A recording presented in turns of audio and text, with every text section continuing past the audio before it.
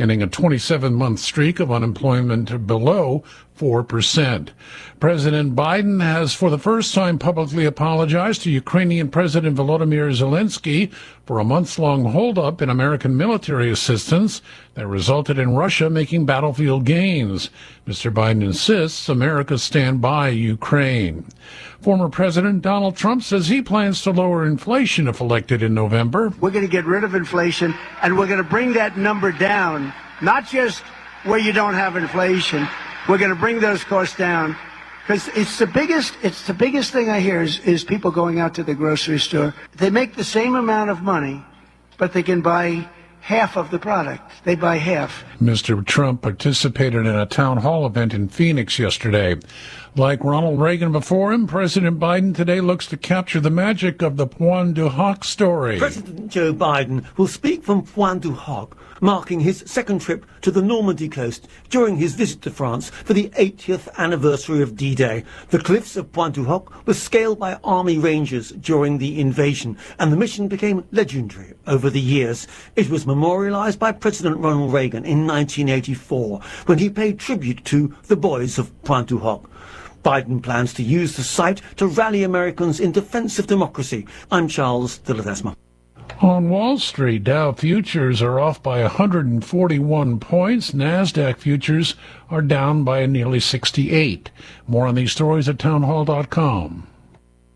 You just grin and bear it or bite the bullet when it comes to everyday pain? Don't. Try Relief Factor, a drug-free daily supplement that helps your body fight pain naturally. Relief Factor doesn't just mask pain, it helps reduce or even eliminate it. It's 100% drug-free, it's developed by doctors. In 3 weeks or less, you'll know whether it works for you like it works for me. Try Relief Factor for yourself. Go to relieffactor.com or call 1-800-4RELIEF and save on your first order. That's 1-800-4-RELIEF. Seth Holthouse brings hope and insight as he fights against socialism and communism on the Man in America podcast, now available on the Salem Podcast Network. The role of the digital world in shaping our perception of the real world cannot be overlooked. It seems like all of these mechanisms are dividing us in endless ways. Subscribe to Man in America today on Apple, Spotify, Google, YouTube, Rumble, or at SalemPodcastNetwork.com. A former NASCAR driver who allegedly took part in the January 6, 2021 Capitol riot has been arrested. Ty Scott, his adult son, and 2 other men from Pennsylvania are accused of entering the restricted grounds of the Capitol. Prosecutors say Scott struck police riot shields and attempted to rip one out of an officer's hands. 2 others were holding golf clubs. Scott's son is accused of throwing a flagpole and an area closed sign at officers and screaming profanities at them. Tipsters helped identify the men. One recognized Ty Scott from his NASCAR days. Scott competed in dirt racing events before moving into the NASCAR Winston Cup Series in the late 70s and early 80s. He never won a race. Ed Donahue, Washington. The first heat wave of the year is expected to maintain its grip on the southwest United States for at least another day as record-setting temperatures to continue to soar past 100 degrees. News and analysis at townhall.com. Former Senator Jim Talon says U.S. deterrence has been diminished in recent decades, but especially over the past 3 years. And it's because we have been weak and we have had a weak policy, and it's not going to get better if we reelect Joe Biden. I'm deeply concerned we're going to have a war in Indo-PACOM, and we're not going to just be sitting in the sidelines on that one. Senator Talon was interviewed on the Salem Radio Network. The Paris Olympics organizers have unveiled a display of the 5 Olympic rings mounted on the Eiffel Tower as the French capital marks 50 days until the start of the Summer Games. The structure of rings made of recycled French steel will be displayed on the south side of the 135-year-old landmark in central Paris. The hugely popular tower in central Paris has been soaring visitor numbers in the lead-up to the Games. More on these stories at townhall.com.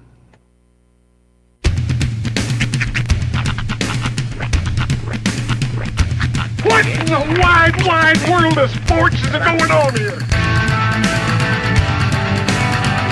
I promise you, whatever scum did this, not one man on this force will rest for 1 minute until he's behind bars. Now let's grab a bite to eat. Yeah, come on. I feel the hot wind on my shoulder.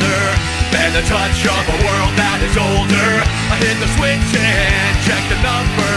I leave it on and then I slumber. I hear the rhythm ringing through it. Flamenco guitar and cumbia music. I hear the talking of the DJ. The devil listen, what does he say? I'm on a Mexican radio. I'm on a Mexican radio.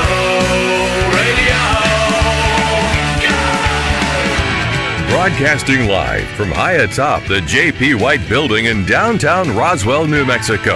It's Mornings with Mike Winters on 106.5 Roswell's Talk FM.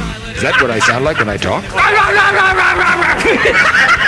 Now, here's your host, Mike Winters. And good morning, one and all. Welcome to Mornings with Mike Winters. I am he. That would be me, Mike Winters. Happy Friday, everybody. Yes, sir. It is Friday. We did it, everybody. Friday indeed.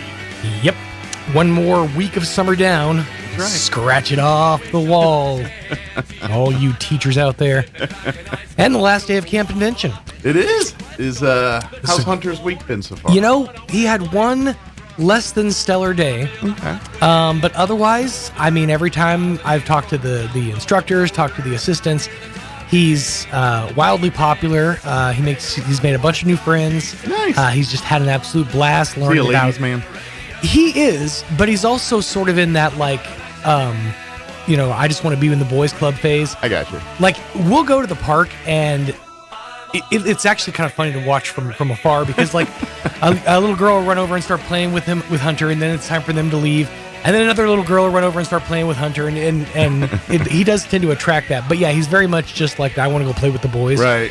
So usually I'll see him, like, when I go pick him up in the afternoon, they'll sit along the wall, and it's just him and like 5 other dudes, and they're just sitting there laughing. And well, cool. It's kind of cool to see that side of him coming out.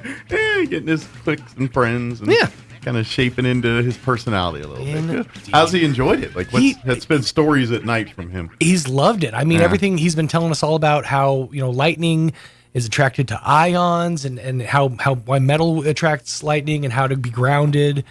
And he's like, not grounded like that, but and no, but he's just had an absolute blast. Today is I think crazy sock day, so Mom had to kind of scramble to get some crazy socks put together for him. Well, and today's kind of like their big showcase day. Yeah, and they'll do that. So what time do you have to go do that today? I think it's about the same time, about 3:30 is when camp is over. I haven't gotten any reports about like us going later in the evening or anything, but well, cool. It sounds like it'll be fun. So it'll be cool to see once everything comes home, all the stuff he's done. all the projects and everything. Because he keeps talking about this this like TV box thing, but he's talking about the light light box. In one of the modules. It's kind of like a light bright sort of like thing. If you can kind of we're talking about the put module. the shadow box, and you can kind of put your own things in there and show how. And he's been talking about it all week. He's been calling it his little TV box. I'm like, it's just a light box. Yeah. But he'll bring that home today and a couple other different projects and stuff. Cool. So I'm glad he had a good week here. He did indeed. A good week. That's awesome. So. But yeah, it is the final day of camp invention here, and of course you'll be in the command chair next week. I'm heading off to tomorrow. Actually, I'll be getting in the car to head to Galveston tomorrow. I know they don't do it for like. They only do it for new ships, but you really should just like right before you get in line to get on board, just go one of those little baby bottles of Corbel and just huck it at the side of the ship. See how many people just rush. I was about to say, see how many security guards. That's when the vacation ended abruptly. One of those. I've seen it a couple of times in movies where people will come from different directions and split the person in half. Yeah, that's basically what would happen to Mike right before boarding. Yeah, but I'm looking forward to it. Of course, I've heard rumors that they have a brig on ship, right? Like if you, I think there is a place to store people. If you mess around, you'll find out, and you'll go to cruise jail. Yeah, it could happen. I imagine that. Yeah, I'm sure there is a place where they put people that they have to separate from the public. Do you think they still get to like leave when you go to to like ports of call. It's like they hit the button, all the doors open up, and the convicts just rush out. You can go parasailing, but you got to be back at 4 p.m. for chow time and lockdown and number count. Inmates, we have just hit he's got a nightstick in his hand. He's like, fellas, we have just hit Puerto Vallarta. Have your wallets at the ready, because you don't want to mess up tourism, right? We're reaching into the pocket. Only contraband you're allowed to bring in is from the pier shopping huts. That's another question I have. Speaking of, you're a vape enthusiast. Uh-huh. How does that work? Do you get to take it on the cruise with you, or so you're allowed to use it? Yeah, they it's like designated areas like smoking or any other thing like that. Like, because I smoke my cigars on vacation too. For so I'll some go sit reason, on the deck and smoke cigars. I always feel like cigars are like the one thing that they'll just like look past, but everything else is like I'm sure you couldn't take weed onto a cruise. Plenty of cocaine though. I'm sure. Well, there's a lot more places to keep that, and dogs aren't necessarily that privy to that smell. No, they have I think designated spots on the boat. You can, maybe one side of the starboard side. Uh-huh. The yellower side of the ship.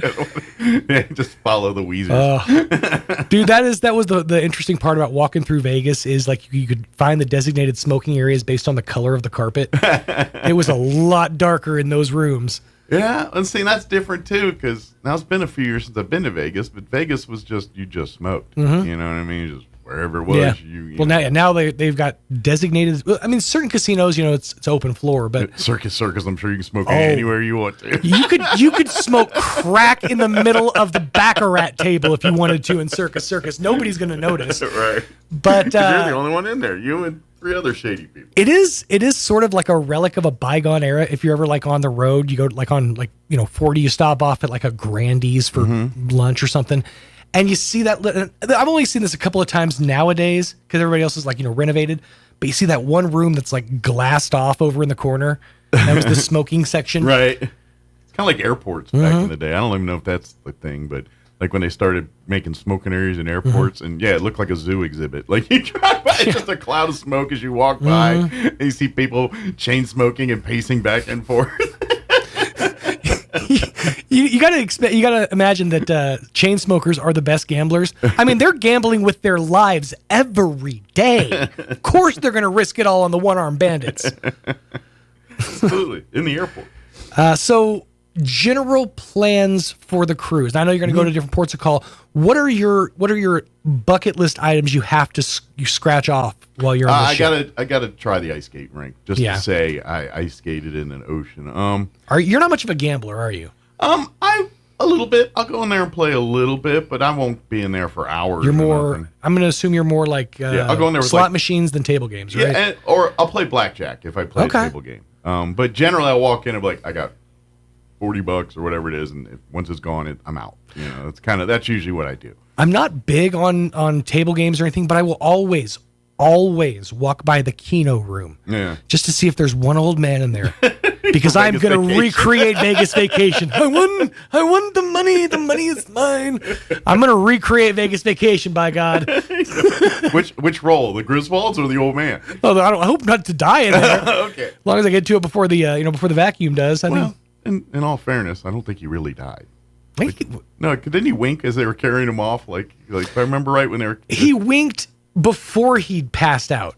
Okay. But then he came back. Yeah, so. I don't think.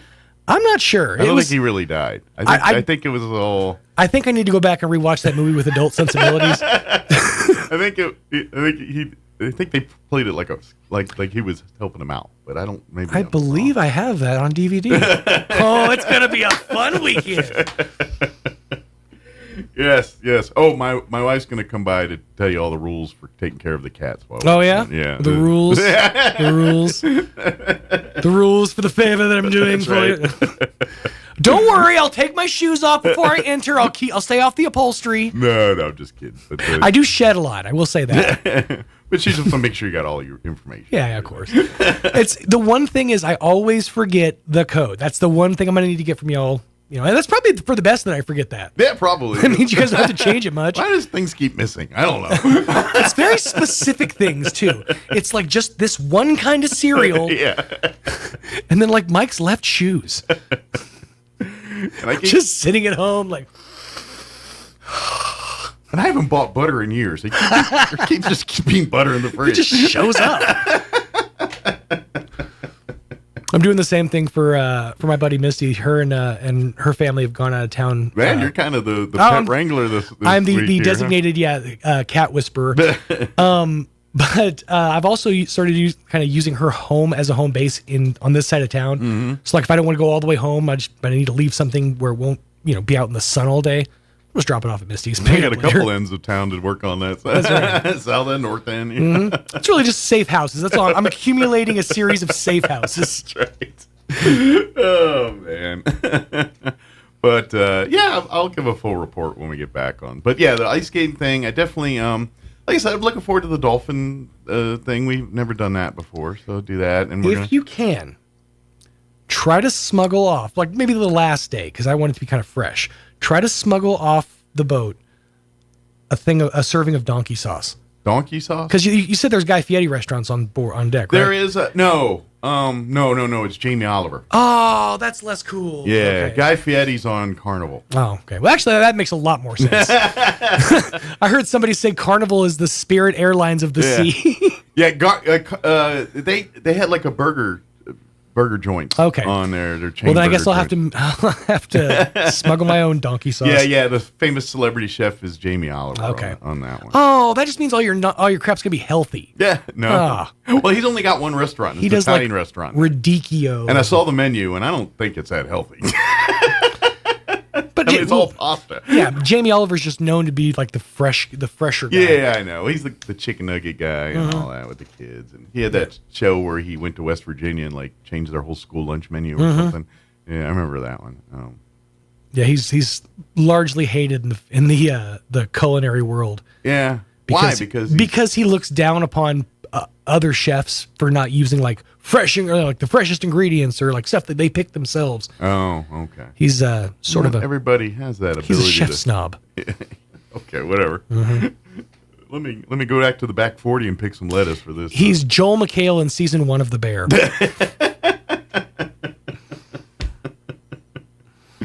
Oh man, I've only saw that much of that. And that's enough to have got that reference. Standing behind the chef going, "You're garbage. You are nothing." Yeah. Let me give you the rundown. We're going to replay an interview this hour. Crystal Noble joined us with the Humane Society, talking pets with us. So we'll play that interview for you in just a few. Don Weld, wearing his Friends of Bitter Lake hat and American Legion Post 61 hat, will join us in the 8 o'clock hour. Talking about an event with the Friends of Bitter Lake coming up. And then American Legion Post 61, of course, we mentioned they got the new post. It's not quite ready to meet yet, but guess what? We're going to have a yard sale there tomorrow. Ooh. So we got a bevy of stuff starting, I believe, at 0800. Not good enough to meet in. Good enough to shop in. Exactly. But, I mean, it doesn't have like air conditioning or toilets or anything yet. So we need to get and we'll type. But our new location's on East 2nd, the old Toyo Tire building right across from the Farmers on East 2nd there. Oh, yeah. Okay. Yeah, right there. Right there. That's that's our new home. Nice. Give us about the end of the summer. We'll start looking like American Legion Post and all that good stuff. Very cool. But anyway, Don's going to talk about that and what's going on at with Bitter Lake there. They got an event that they'd like to invite the public to. Nice. And then in the 9 o'clock hour, about 9:15, Barbara Gomez with Main Street Roswell going to join us talking predominantly UFO Festival, I imagine, here. So we'll get an update with her on that. I got to get her booked for the rest of the month for UFO Festival. That's true, because she's going to be here a couple of times, I'm sure. Yeah. I know that right now, like this time of the day, the morning, is Greg Birch's night. Because like he wakes up, 1, 2 in the morning to start painting. Good night, Greg. And he, lets his paintings dry right about now. But he always, how like when you're about to go to sleep, your brain goes to some very odd places. I think that's Greg, and I think he uses our chat for that. He says, if Mike gets in trouble or misses a trail, me and Sean can get the money together to get you home. But you may have to do something strange for a little bit of change in the meantime. A couple monkeys might be involved. Did you bring me a monkey, Steve? Yeah, monkey Steve. What a monkey. Hey, maybe I'll do and get my own monkey while I'm there in Honduras. And bring it back with me. I just want to see Mike miss a protocol and end up with like one of those giant fruit hats, having to dance on stage just to make ends meet. Teaching people to surf. Yeah. Still with the fruit hat. Really. It's a style choice he made. I ain't gonna lie. That doesn't sound like a bad gig. I mean, hanging out on the beaches of Honduras with a fruit hat and teaching people to surf all day. Right? It's not so bad. If I'm going to get kidnapped and sent someplace, then that's not a bad place to go. We couldn't put him into trafficking. Nobody wanted him. So we just have him with the fruity hats division. That reminds me, though. Are you going to bring... How many of your cabbie hats are you bringing? I haven't decided yet. Probably a couple. A couple. Yeah. Just so you have an option, a variety. Well, and I got some that are heavier than others, so I might go the lighter ones because it is a warmer climate, you know. So. Yeah. And then I also have my big sunbrim hat I might grab along, too, because it's... Do you have an embarrassingly large sun hat? It's not embarrassingly large. Okay. It is... actually, I've been complimented when I wear it. Really? Last time I wore it when we went to Disney World, I don't know. Because I think that's when I got it. I went to Florida. I bought it in Florida. And I remember wearing around Disney World and everything, and I remember like 3 or 4 different times where people said "nice hat." So I don't know if that was being ironic. Well, what was their tone? Hey, buddy, nice hat. Think. No, it wasn't like that. It was more. I like that hat. See, that feels genuine. Yeah, it was more in the. If it was nice hat. Yeah, it wasn't that. They didn't burst out laughing. Like I think like one asked where I got it. Okay. One has that feels authentic. Yeah. So. All right, it is 7:21. All these, at least I got a head to put them on. No hair, but head. All right, 7:22. Here's your weather. Rain, believe it or not, is in the forecast. Yeah. I'm meteorologist Steve Hamilton with your Pecos Valley weather. More heat today. Afternoon highs 100 to 105. We'll be getting sunshine, but we could pick up an isolated shower around Carlsbad and Artesia. For the overnight hours, partly cloudy down to a low of about 70. Lots of sunshine coming up for Saturday, 100 to 105 again. Maybe a shower on Sunday, mostly sunny, and we're in the upper 90s. That's your latest forecast. I'm meteorologist Steve Hamilton. Thank you, Steve. Currently 78 degrees. Already 78, not even 7:30 yet. Humidity's at 62% with winds out of the south at 7 miles per hour. Heat advisory will kick in officially at noon today, in case you need a reminder. And that will remain in effect through 7 p.m. this evening. However, they're saying there's a 20% chance at showers and thunderstorms this afternoon after 3 p.m. Mostly sunny. And a high of 104 today with south winds 10 to 20 miles per hour. For tonight, a chance at isolated sprinkles before midnight. Partly cloudy with a overnight low of 72. Winds will be out of the southwest 5 to 15 miles per hour. For your Saturday, sunny, hot 104 for a high. Winds out of the south 5 to 10 miles per hour. Mostly cloudy Saturday night with an overnight low of 72. Southwest winds at 10 to 15 miles per hour. Sunday, we are looking at a 40% chance at showers and thunderstorms, partly cloudy, and a high of 96. So cooler with good rain chances. We'll see. Winds will be out of the north at around 10 miles per hour. Sunday night, we're looking at a 40% chance at showers and thunderstorms. Looking at mostly cloudy with an overnight low of 68. Monday, when you head back to work, a 40% chance of showers and thunderstorms for the afternoon. Otherwise, mostly sunny and 88. And then back in the mid-90s by Tuesday, and then back in the hundreds by Wednesday of next week. So Sunday and Monday, a little bit of a respite there. All right, it is 7:24. We're going to take a quick 2-minute break, and then we're going to play our interview with Crystal Noble from the Humane Society. Don't go away. Innovation, service, integrity, and knowledge. J.S. Ward & Son Insurance Agency. Auto and home, life and health, personal and commercial. Bonds too, since 1925, we have the coverage for you. Innovation, service, integrity, and knowledge. J.S. Ward & Son Insurance Agency.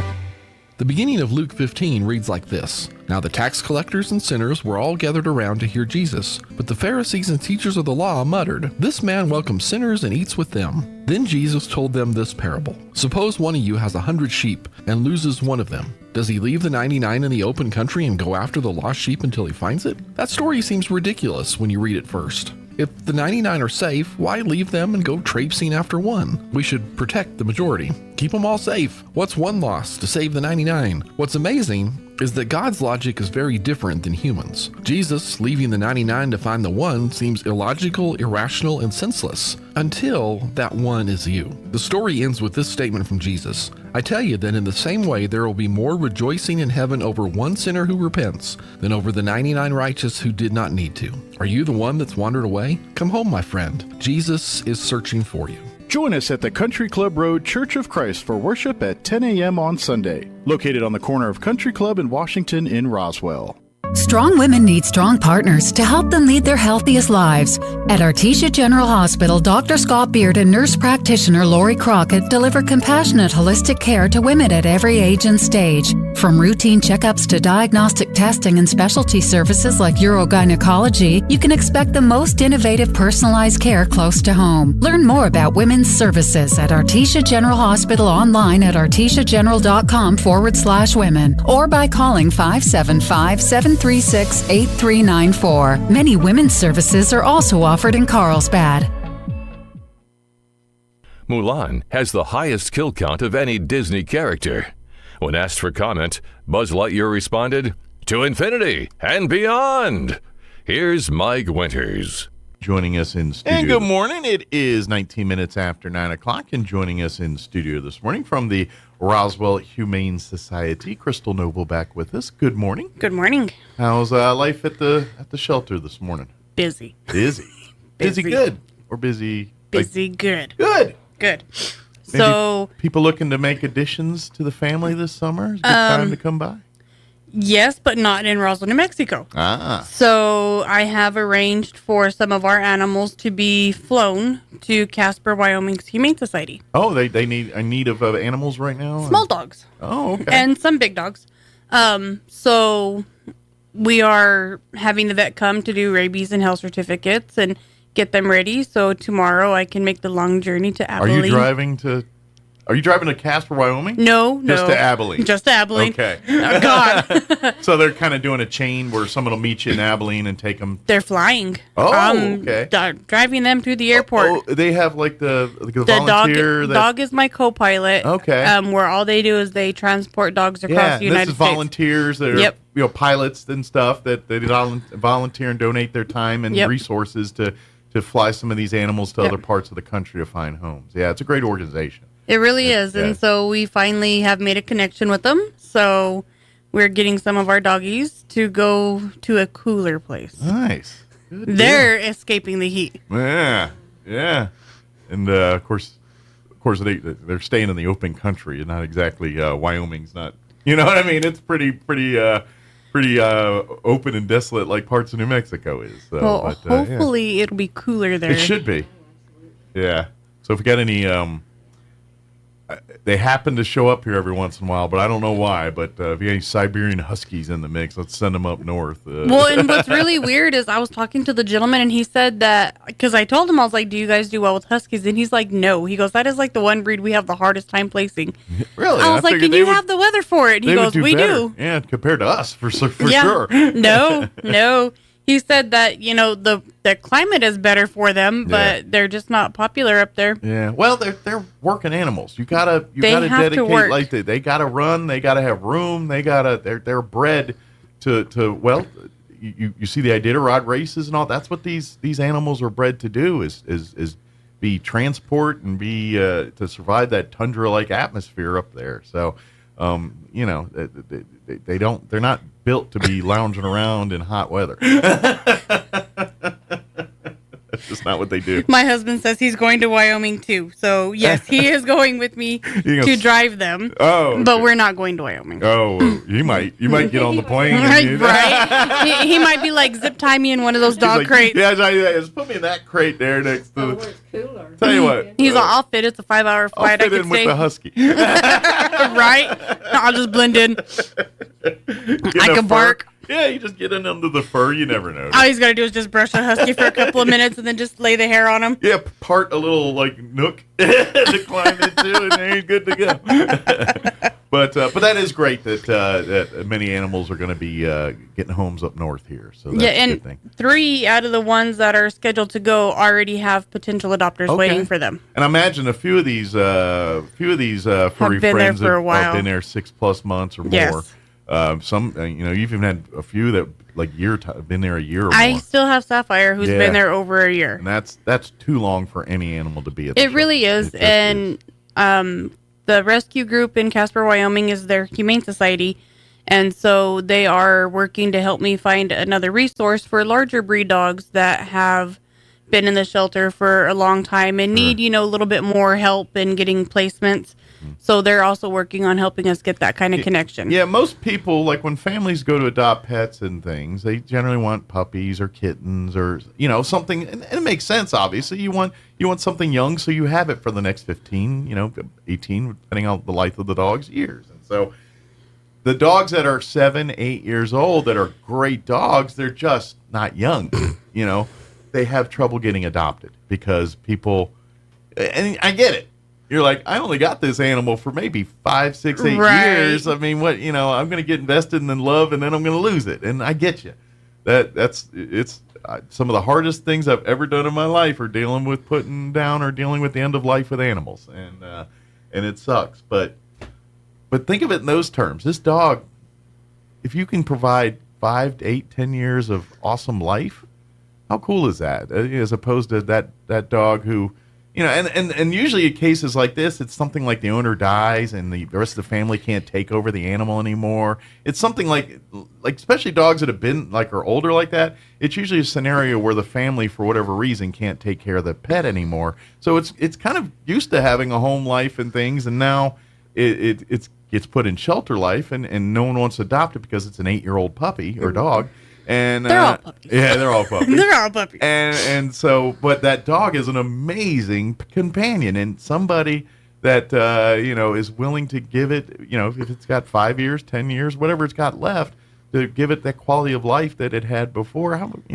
That enriches your life, even if you don't get it for a full 15 or 20 years. You know what I mean? It does, and a lot of people, they're like, "Oh, well, you can't teach an old dog new tricks." Yes, you can. Sure. Look at my husband. Yeah.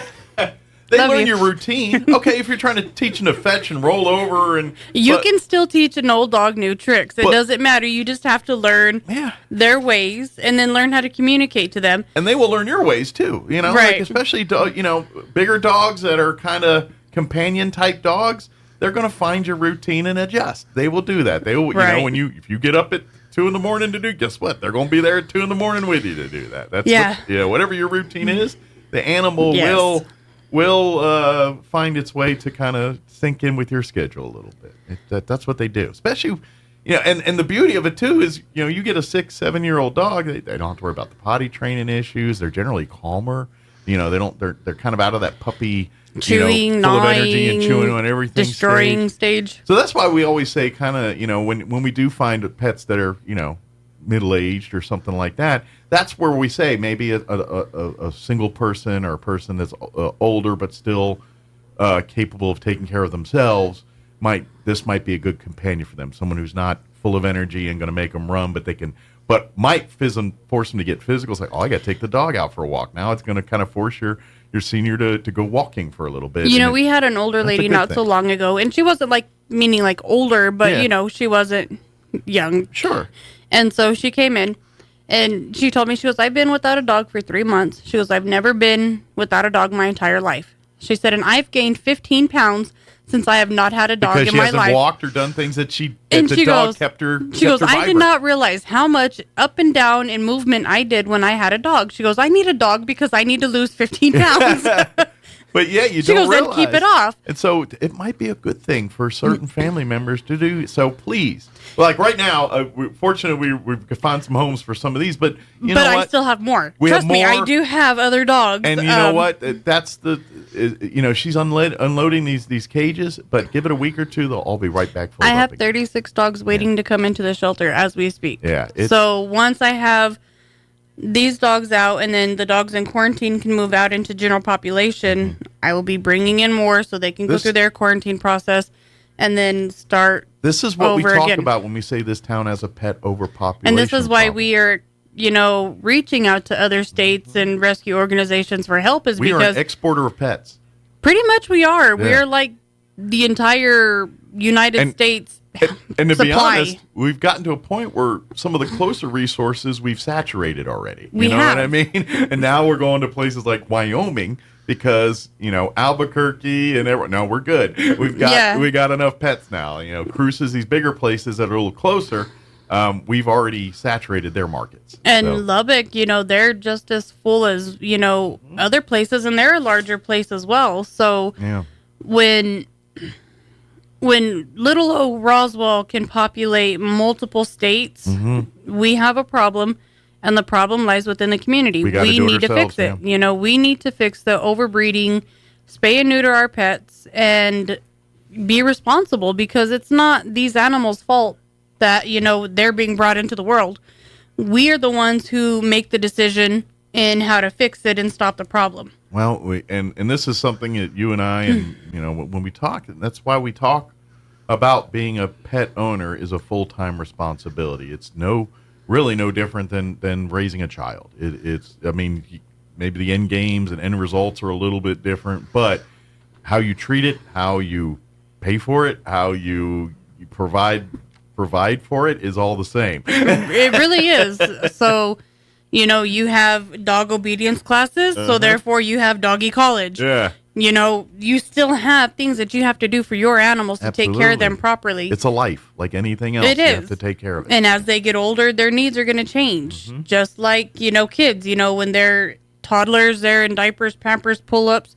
When they're preteens, females have feminine issues that they're learning. Boys have hormonal issues that they're learning. Then they go to college. Dogs go through those stages too. Absolutely. There's a lot of common ground, actually, and how and even the stages of life and how they feel and what they're into. It's just like humans. The younger they're wanting to do, but as they get older, they're kind of content with hanging out, chilling with you, and things like that. But if you're not willing to treat this like a full-time responsibility, then you do not need to be a pet owner. And that's what we're running into is people for a half a minute on a whim think it's a good idea to get a dog or a cat for their kids. And then it turns out that the dog or the kids don't want the cat. No one's taking responsibility for it. And next thing you know, they let it out, or the move where we're going to have a breed a litter of them before we have the dog fixed or any. All this stuff is just bad ideas, bad decisions. And None it of really these are good is. things. And a lot of things that people don't realize, we as adults and parents, we might not have allergies or issues to animals, but you don't know what your children have. And so when you go and you want to get your 6-month-old a puppy or a kitten, they could be allergic to that animal. Sure. And 9 out of 10 times, that's the number one reason we have animals released to us is, we got our baby a kitten or a puppy, and they're allergic. Yeah. So maybe do some research, Find out they can be around get pets your before you get a kids pet. around pets, get them involved with pets that aren't living inside your household, and see how they react. And quite frankly, I do tend to plan a little bit in my head.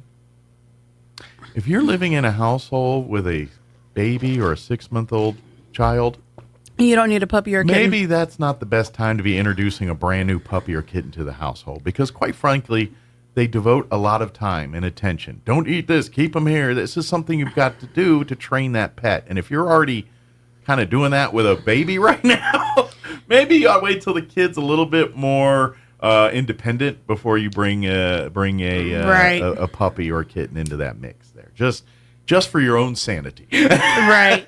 And, like having animals with kids is, a wonderful thing for the kids to grow up and be involved with the animals and to have that animal experience through their entire life. But don't start a puppy when you have an infant, or don't start a kitten when you have an infant. If you don't have an animal in the house, wait until that baby is not demanding all of your attention, because babies do demand a lot of attention. Sure. And puppies and kittens need that same amount of attention. Absolutely. And if you already have a baby you can't split and give it equal. It's not going to work. You're going to choose your child over that animal, and fairly, that's what should happen. And to be honest, you, believe it or not, you're creating jealousy and animosity, and you're setting the table for some of that with your pet, right? Because pets they're let's face it, needy. Their brain is that of a toddler when it comes to mental capacity and emotions and things like that. So they don't understand that the baby is not independent necessarily, and so that's obviously you see stories of dogs that getting that all the time, but those guys, again, these are mature dogs that are probably 6, 7, 8 years old. They're not puppies. Right. They sense the room. That you always see like labs and those types of dogs, tend to gravitate and do well around little children. But it's generally when they're older and a little wiser, not when they're young and rambunctious. Then they they clumsily do things, not with the intent to hurt, but just because they're a ball of energy. They're a ball of energy and aren't really control of all their faculties all the time. Has anybody? Why do you think the whole back end goes crazy when they? The Men in Black movie where Will Smith touches the ball? That's all. Yeah. That is a lab puppy or a young lab or a high energy breed. That is them. Yeah. You got to have that specialty mitt to catch it. Yeah. Yeah. But once but the beauty is later when they get older and next thing you know, they're the best. They're the dogs that they start to almost sense what's going on and can understand it. And this is why you see these types of dogs as service dogs and dogs were like when people with diabetic episodes, they have the dog there can sense and get their medicine and all that, because labs are very good at that kind of thing when they get older. But when they're younger, they're puppies. Yeah, they also go through like 3 years of training to do this. But I think they're just something in their DNA is naturally more intuitive to pick up on stuff like that. You know what I mean? So, but anyway, my point is, get something that matches your family lifestyle and family. Like if you've got kids and you want, like you were talking about the reasons and allergies, and people also like to get pets to be a teaching tool for responsibility for kids, which is all well and good if you, the parent, understand that your kid will do this wrong, and when your kid does it wrong, it's your job to make sure that the pet gets fed, walked, cleaned up after, and everything, because your kid will inherit their kids. Kids, they forget. They get sidetracked. They get distracted. Yeah, they get distracted. That's what it's not new anymore. They don't want it. Yeah, and so that's the part you do need to remember is when your kid decides it doesn't want to take the dog out every day, you don't just give it back to the shelters. Like, no, the onus is on you to make. This is why we have all these pets in these shelters and everyone else, because people buy a pet and think it's a toy, and you can't. If you're not willing to treat it like a life, then don't get one. Go buy a stuffed animal. Go buy one of these robot ones that'll talk and clap and do all kind of, everything you want to do, and then you put it on the shelf when you're done, and it doesn't need a problem. But if you're going to do this with a real animal, then guess what? When you're done playing with it, it's got a life you got to take care of. Right, pretty much. That's and you got to treat it that way. And trust me, everything else will be better if you treat your pet as part of the family. If you incorporate it in your activities, when you're at home watching TV, you're cuddling on the couch with your pets. You're taking them out. You take them out to the park to play frisbee or chase the ball around.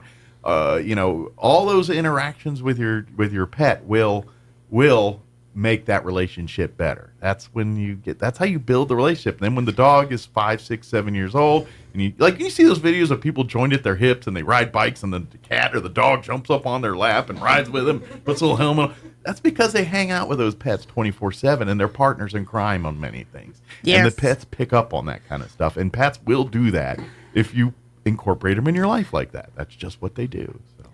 It is funny because our boxer Toby, like he'll get on anything. You open a door, he's in it. He's like, "That's mine." Titus, same way. Yeah. But they both want their window.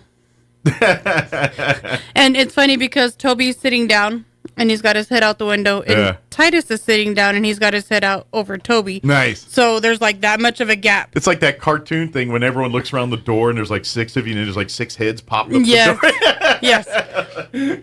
They each can have their own window, but they choose to go out the same window. They want that one. Yeah. Yeah. Well, and that's animals. They can have their own, But if the other, it's grass is always greener mindset. Theirs look better than mine. I want theirs. That's all. Cats do it. Dogs do it. It's just a sibling thing. It's like theirs is better than mine. I want it. And then no, wait a minute. Never mind. I want mine back. Yeah. Oh wait, you can't have mine too. Yeah. I want yours and mine. Yeah, that's just dogs and cats. Yes. Thrift store. Yes. So speaking of heat, hot summer stuff, people need to start wearing, protection for the sun. Mm-hmm. They have a lot of baseball caps and a lot of sun hats. Okay. A lot of the things that were listed for the Gomez. Yes. So if anybody, doesn't have the money to order from Amazon, they could go to the thrift store. Pick it up at a thrift store and donate there. That'd be a great idea. And you're helping two organizations because all the money you're donating to the Humane Society is going to go take care of these pets, and then the hats and things that you're buying are going to help those in need over at the Gonzalez Center. What a great idea. They have a ton of bathing suits, men's,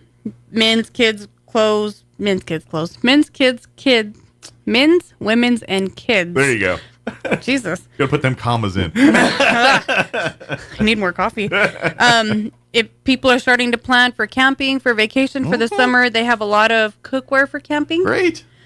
And that stuff's crazy expensive new. It is. Especially if you're going to go camping once this summer and then put it in the shed for 10 years. Go buy it at the thrift store and then donate it back later. Yeah. Kids getting ready to go off to college. Parents, if you have a dorm and your kids need a small table, they have a small kitchen table with 4 chairs. So it'd be perfect for a dorm or something. Yeah, it's very small or yeah. inefficiency. Yeah. They have it for $100. Summer dresses, if you like to wear dresses, they have a lot of really nice summer dresses, new with tags on them. Oh, I do. I love we have your size. I'm getting smaller. I need smaller dresses. Shoes for all ages and sizes. Excellent. Kids, from sandals to dress shoes to tear-up shoes. Especially dress shoes. I mean, if you're not one that dresses up a lot, but occasionally you need to go, you got to have your church clothes or, you know what I mean? Yeah. Go to the thrift store, buy that, because if you buy dress shoes brand new, they're always over $100 and you wear them 3 times. So go to the thrift store, pay a third Let of that. somebody pre-break them in for you. And then that way they'll sit in your closet for the 2 times a year you need to wear them. You know what I mean? You didn't pay $200 for them. Right. Saturday, June 15th, all men's clothes and shoes will be half off in honor for Father's Day. Nice. So that'll be next Saturday. Okay, so 1 week from tomorrow. Or, yeah. Yeah, day after tomorrow. I was thinking today's third. I'm in vacation mode. I know. Yeah. I'm counting down. Yeah. And so if you want to get your father something for Father's Day and he's somebody who's already got everything of everything and you think he can use some new shoes or some new clothing, go get him some. It's going to be half off. And dads, a lot of dads They like to wear things until they're holy and they fall off. Yeah. And then you have to force them to be thrown away. I got a little of that in my brain. I've got shoes that they should not be around anymore that I just... My husband has 3 pair. 3? That's not so bad. I've thrown the others. I got a rack full. Yeah, no. Mm-mm. Well, a couple pairs I'm never get. It's like some are my combat boots, and they still can wear them. I will never, ever, ever get. He still has his combat boots. Yeah, those I will. You'll probably have to bury me in those because I'm never getting rid of those. But he's got Vans from when he was in high school. I might actually myself. I don't know about from high school. He has. I have a photo of him in the Vans from high school. Yeah, I know I got socks and shirts and maybe a pair of shoes from Air Force days. I was in the Air Force in the 90s. Just to warn people. It's 2024. I know I got stuff in the closet from my Air Force days in there that are a part of the rotation. I know I did. That aren't like uniforms, just shirts and pants that I had at the time, or sneakers. That's funny. That's funny. But I know I do. If you have a father like Mike, go get him new clothes. And then so for the book room, nonfiction, hardback, and paperback books are going to be on sale for $1 a piece. Wow, good deal. So get your summer reading. If you're going on vacation, it's always good to have a book or two for your beach time or relaxed time or travel time. And why pay brand new prices for those. Go to the Right. thrift store. Then you can read them and donate them back, and someone else can buy them and give. And that's take care of them. Obviously, don't treat them. Don't dunk them in the ocean water and then expect them to be you don't have sellable. to fold every page. But there's a ton of stuff at the thrift store. We could go on for hours and hours about the stuff that's there. And if you'd like to donate, please, we ask that you call ahead to make arrangements, and mostly because people tend to leave stuff out in the front door, and unfortunately, it's a 50-50 chance that you guys will actually get it in the way you intended it to getting it, because generally, especially if it's outside of business hours, people basically sit at the park and watch stake it out and wait for people to do that stuff. We Just so do they can have steal it. signs out there now that say, no dumping.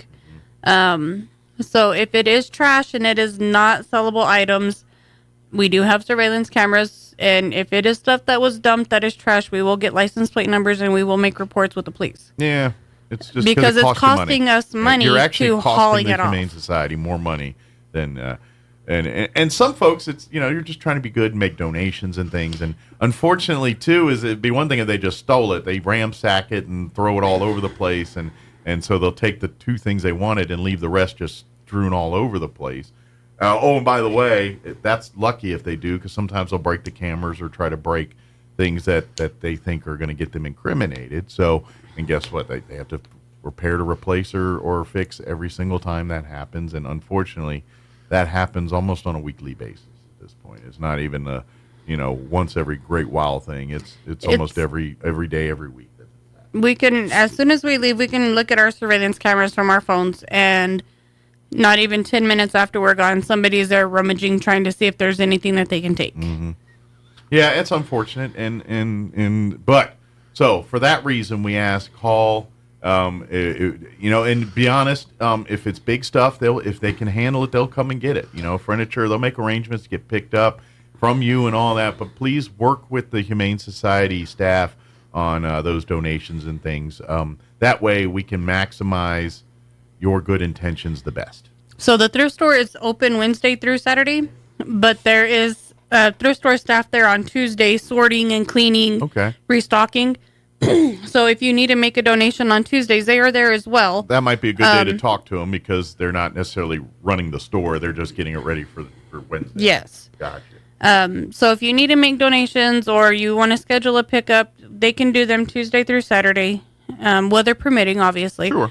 And just call ahead and make arrangements, because it is detrimental to the shelter for everything that comes out that we have to spend extra. It takes away from us caring for the animals and the things for we every need. time, every hour, every minute you spend having to fix cameras and clean up messes, that's one less minute of taking care of the animals' needs.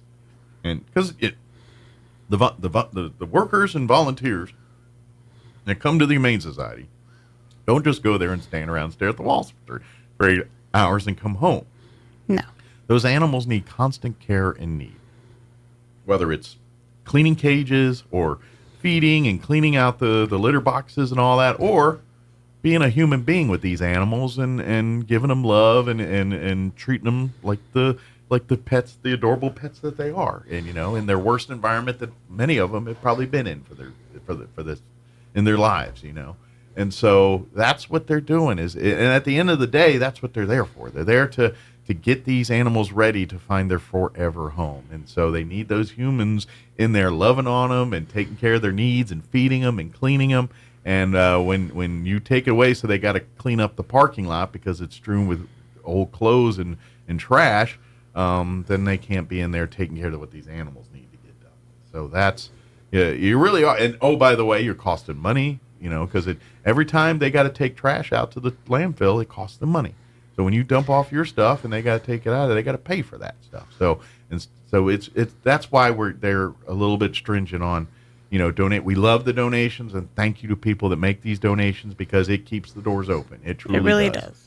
But if you don't mind, work with the staff a little bit. Let them, give them a little leeway. Can you hold on to it for a week before we come get it? Things like that, just so we can ensure that, your donation If you're planning on a yard sale and like you want to donate like leftover items, call in advance. Yeah. Don't call the day of the yard sale because unfortunately they might already have pickups already scheduled for that day.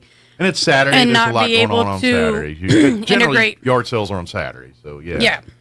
So, a lot of people, and there's a lot going on there, and they just may not have time to do that. So, yeah, pre-planning and say, hey, I'm having a yard sale this weekend. Maybe next Monday or Tuesday I might have some stuff to give you.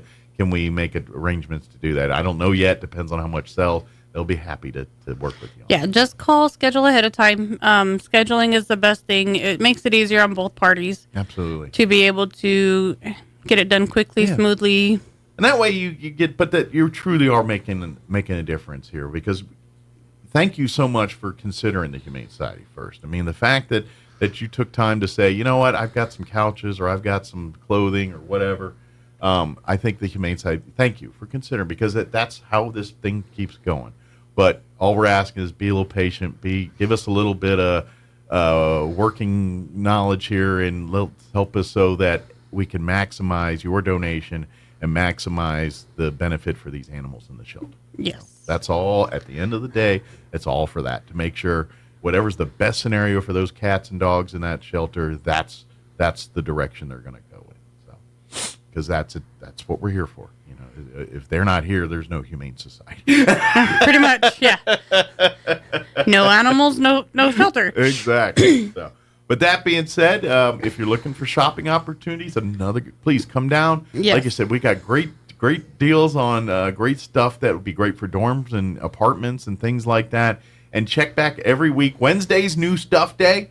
You know, they're closed on Tuesdays and Mondays for restocking, resupplying, and all that. But Wednesday at 10 a.m. is we always call it the 10 o'clock club. It's the folks that they're there at 9:59 every Wednesday waiting for doors to open so they can see the new items on the shelf here.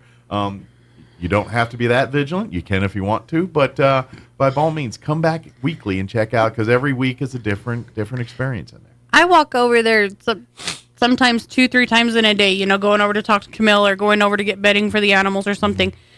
And I still don't see everything all at once.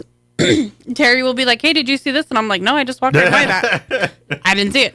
And they know Crystal's a mark, so they're going to point it out to her. She's like, hey, Crystal, come check this out. Yeah. Yeah. She's a mark. I am. She's one of their best customers. I am. I bought a new purse yesterday.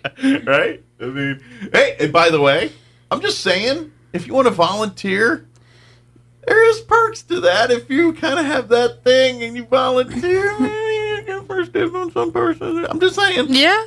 It could, you know, one fall in your lap kind of, you know, I'm just saying there's perks for helping out. Like a free stuff, but, you know, first cracks at things to buy. Like, hey, I would like to buy that. Can I set that aside? Exactly. You know, something you know will be very popular when it hits the shelves. You know, there's perks to being a volunteer and helping. There are. Sometimes you get first crack at the first selection of some of the new stuff here. So. There are. But anyway, please, that's all great too. And another way you can help out and support is become a member. Yes. Anything in your pets, your kids, grandma, grandpa, the whole family can all become members of the Humane Society, and your membership fees, again, go right back to paying for vet bills and litter and food and all the things that these animals need to thrive and keep alive and loving until they find their permanent homes here. So come shop, come be a member. If you go to roswellhumane.org, that is the official website of the Roswell Humane Society. At the website, you can see every single pet that is currently home at the Humane Society. If you do see not available next to the photo there, that pet is in quarantine. It is still looking for a home, but it's either new to the shelter and is waiting for vaccinations, or it's in quarantine while they make sure it doesn't have any communicable diseases that might affect the rest of the population, or maybe it's too small weight-wise, it's too young, not heavy enough to be adopted yet, so they're nursing and getting the pet ready until it grows big enough to be a part of your family. So if you see not available, but you're like, ooh, I love that, please check back. Send a message. There's, contact us right on the website. Absolutely. But if the pet is adopted, it's just removed from the website. Yes. So if you don't see the pet there anymore, it found a home. That's the idea is all those pictures go disappear. So if you see pets and you do see they're not available, just call the Humane Society. Say, hey, what's going on with Scruffy here? I really love that. How long is Scruffy going to be in? That's your go-to name, isn't it? Scruffy.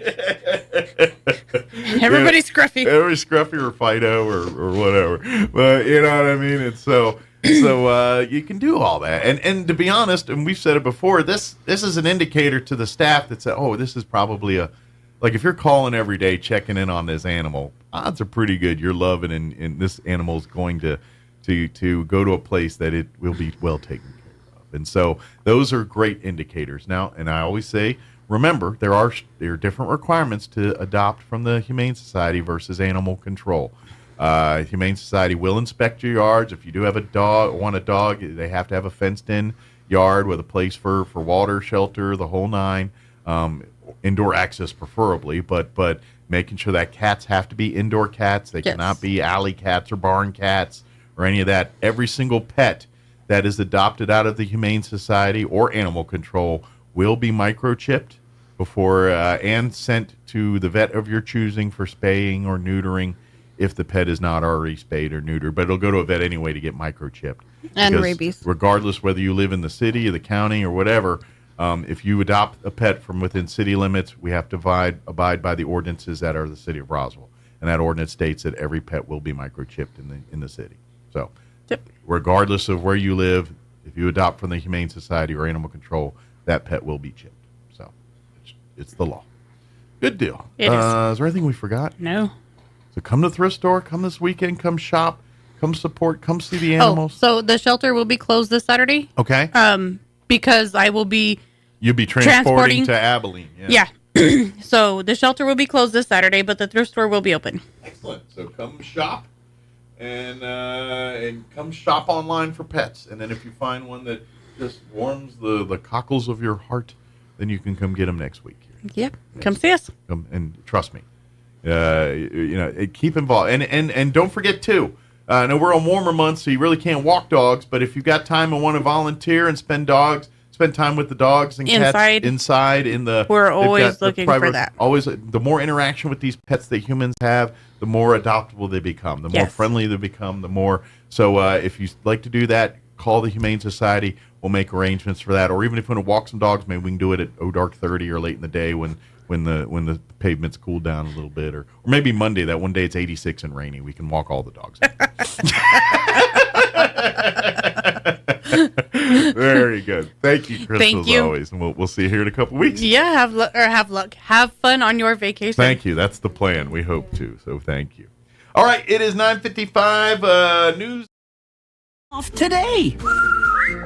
See representative for warranty details. Promotion is 20% off plus a 10% senior or military discount. One discount per. Political writer and Israeli expert Josh Kroshauer says it's a mistake for President Biden to expect Hamas to respond to diplomatic proposals that would allow Israel to live in peace. Everyone knows Hamas is a terrorist organization, but I think there is sort of this Western view that, we can just cut a deal. It's in their interest not to be seen as. Hamas doesn't operate like other entities. It's a brutal terrorist organization that only responds to power. Kroshauer was interviewed by the Salem Radio Network. British Prime Minister Rishi Sunak has apologized for leaving D-Day commemorations in France early to fly home for an election campaign television interview. Sunak was not alongside leaders, including U.S. President Joe Biden, for the major memorial event at Omaha Beach in Normandy on Thursday. News and analysis at townhall.com. A judge has ordered Steve Bannon to report to prison next month for a contempt of Congress. Judge is ruling that he must report to prison by July 1st to serve his 4-month sentence for defying a subpoena. U.S. District Judge Carl Nichols in Washington granted prosecutors his request to make Bannon begin serving his prison term after a 3-judge panel of a federal appeals court upheld his contempt of Congress conviction. But Nichols also made clear Bannon could seek a stay of his order, which could delay his surrender date. Bannon spoke to reporters outside the Washington courthouse. I've got great lawyers, and we're going to go all the way to the Supreme Court if we have to. Hayat Panjwani, Washington. Artificial intelligence systems like ChatGPT could soon run out of what keeps making them smarter, the tens of trillions of words that people have written and shared online. More on these stories at townhall.com. I'm Jeremy House.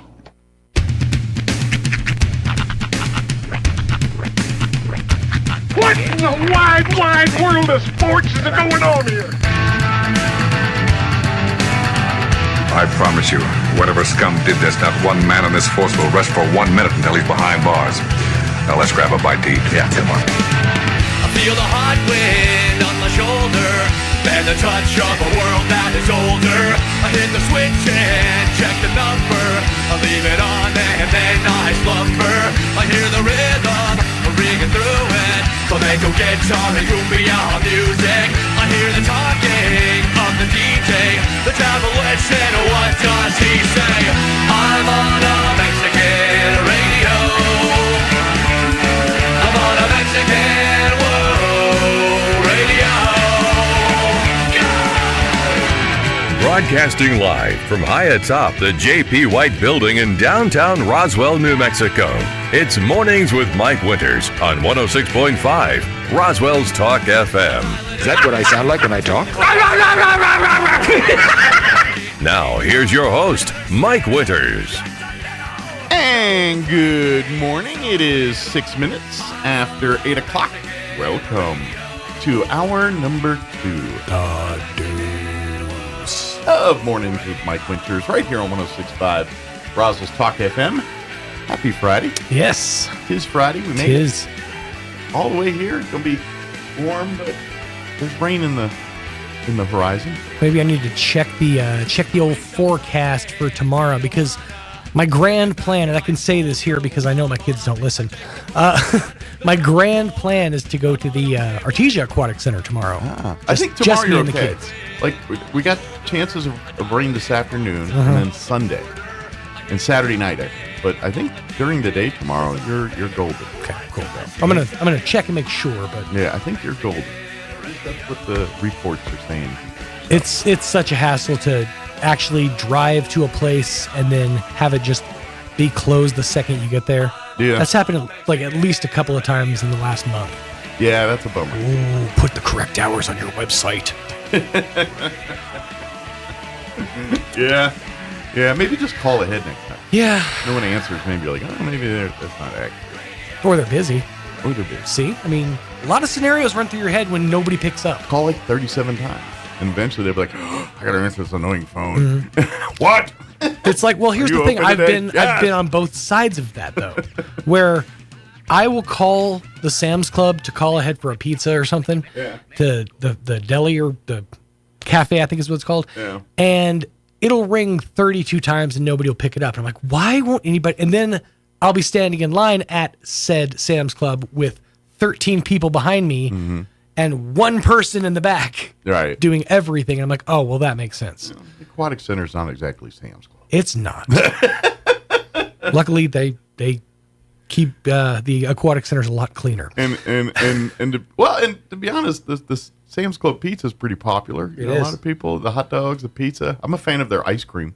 They get those soft serve. I enjoy it. It's like a quarter, and you get like this big old thing of it. Yeah, I like it. This is the best part about Sam's Club. You're like, I've got like 13 cents and a piece of string. Well, we got a deal for you. Well, I've told people if I ever hit the lottery or become some kind of, live the life of a millionaire, billionaire, whatever, I'm going to keep it simple, but have like a soft serve ice cream machine in my house. I'm going to do that. I'm going to have somebody from Taylor on hand to keep it maintained. I'm going to have me a chocolate soft serve ice cream machine at my beck and call. I heard a dad joke that I have to use. So I've been investing in stocks lately. Beef, chicken, vegetable. I'm hoping that someday I might be a billionaire. Wow, that's a dad joke level 8. I mean, that was a good one. I was like, that's one of those where you make a face and you're like, I'm going to use that. Yeah, it's so bad. I'm stealing that. I can't not use it. Yeah. Well, but I digress. Yeah, happy Friday. Indeed. of course, they're still, doing the D-Day remembrance ceremonies and things here as we're hitting the landmarks. And I saw one video this morning that got me, like not crying, but just like, ooh, that hit hard. And it was a veteran there at in Normandy, and he's there on I'm not sure which beach it is. It's one of the beaches there, and he was a private who stormed the beaches of Normandy there, and he's sitting. He's 100 or whatever. I mean, he's an old man now. Oh yeah. Anybody who served at that point has is and so he's sitting in a wheelchair, and he's there on the beach, like there on the beach, and he's sitting there with a handful of sand, his hands wet, and he's sitting there, and he goes, man, it's a little different than last time I held this. He goes, it's not full of blood, and that just hit me. He goes, there's no blood in the sand. That's different, and it just hit me like. It's like you don't. Well, and plus when you think it's almost kind of the weird juxtaposition of when you see the beach now and it's just a beach, right? Whereas you think back when they stormed the beaches at Normandy, they had those gigantic metal pylons sticking up all over the beach that were just there to stop any kind of oncoming traffic. And depending on what wave you are of the things, it's you're passing one of the later waves. and You're just climbing over bodies to get to the next. Waypoint or whatever, it's just insane. But yeah, it just when he's sitting there looking at the sand, he's just like, last time I held this, it was full of blood. It's like, oof.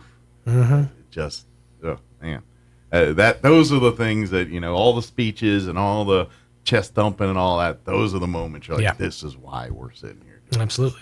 So anyway, that one just that one got me. Of all the stuff that we're seeing over the couple days here, which is great that they're doing these remembrances and honoring these folks. I do appreciate that. It feels like at least this year they're putting a little more emphasis on. Well, I think it's because it's the dates there. It's what the anniversary. 44. What is it? 70 years I think, or 80 years, whatever. I don't know. I'm bad at math. That's why I'm in radio. So it's an anniversary. It's a milestone anniversary here. So, but So, but that clip of the gentleman sitting there holding the sand, that one was. Whew, like that's powerful. But anyway, sorry, I didn't want to hit a bummer note, but not at all. That one just got me, and they were talking about it on the news, and it reminded me. And that's something that we like to be funny and haha and silly and stuff, but there's moments where reverence needs to be present. So absolutely, I'm a goofball, but I know when to back it off a little bit. Right. Not always. Sometimes it's like, too soon. Oh, sorry. It's coming from the man who just told me a moment ago he's never been in a Golden Corral bathroom. Now, I know a man who likes to live on the edge, but if you've never been to a Golden Corral bathroom, sir, you haven't lived. You think some crazy stuff goes down by the chocolate fountain. You need to go into the real chocolate fountain. Oh, man. I'm hungry, though. Really enough, on that note, I'm kind of hungry now. So. Let me give you the rundown for this hour of the show. We'll get you up to date with the weather here in just a bit. Then hold on. You guys have his and hers tumblers. Oh yeah, that's adorable. I didn't even notice until you sat it right next to him. Like, you need to get like a porch swing cup holder for your matching tumblers. Well, she bought hers and I liked it, so I was like, I want one, and I picked a different color. So I got a green one. That was adorable. So yeah, I mean. Isn't that cute? It is. It's adorable. And just the way you sat it right next to it, it's like, perfect companion. Now we're going to have to fight for the cup holders in the car. Because I don't know if, like in my Jeep, I don't know if both fit in there. We'll have to fight over it. Oh, I hope so. I know We're one will get in my there. car. Has this not been discussed yet? No, we're taking the Jeep. That has been discussed. You're taking the Jeep. Oh, yeah. That was the intentional thing. But if we can't fit our cups. Well, no. Kip, what you do is you ride in the back seat Uber style. Oh. And then you got the leg room, you got the cup holder. There's true. The Jeep has the alternate air in the back too, right? No, my Jeep's not that fancy. It does have air that gets back there. You have to roll down the windows. Yeah, I have roll down windows. Which I love that. People are like, those don't exist anymore. I'm like, the hell they don't. Hold my beer. Yeah, There's no automatic lock, so he has the lock Both sides. Oh, yeah. Unlock both It's sides. like Simon every day when I come into work. I'm like, all right, have I had my kids? All right, My Jeep's got, her car's got all the Whereas bells and whistles. mine's loaded. It's the My opposite. you could cool or heat your butts at whatever. But yeah, my Jeep is pretty basic. Honestly, my car would be the traveling car. Yeah. And it usually is, but I have an issue on driving. I understand. So, yeah. And She didn't like driving in traffic. No, I completely. I'm the driver. And honestly, it comes to Houston. Yeah. The traffic in bigger, like when I was in Dallas, the worst experience of my entire life was driving through Dallas. And she didn't like me driving a car, so hence the reason. I don't know what it is. That's my weird quirk about me. I don't like driving other people's car, including Mike's.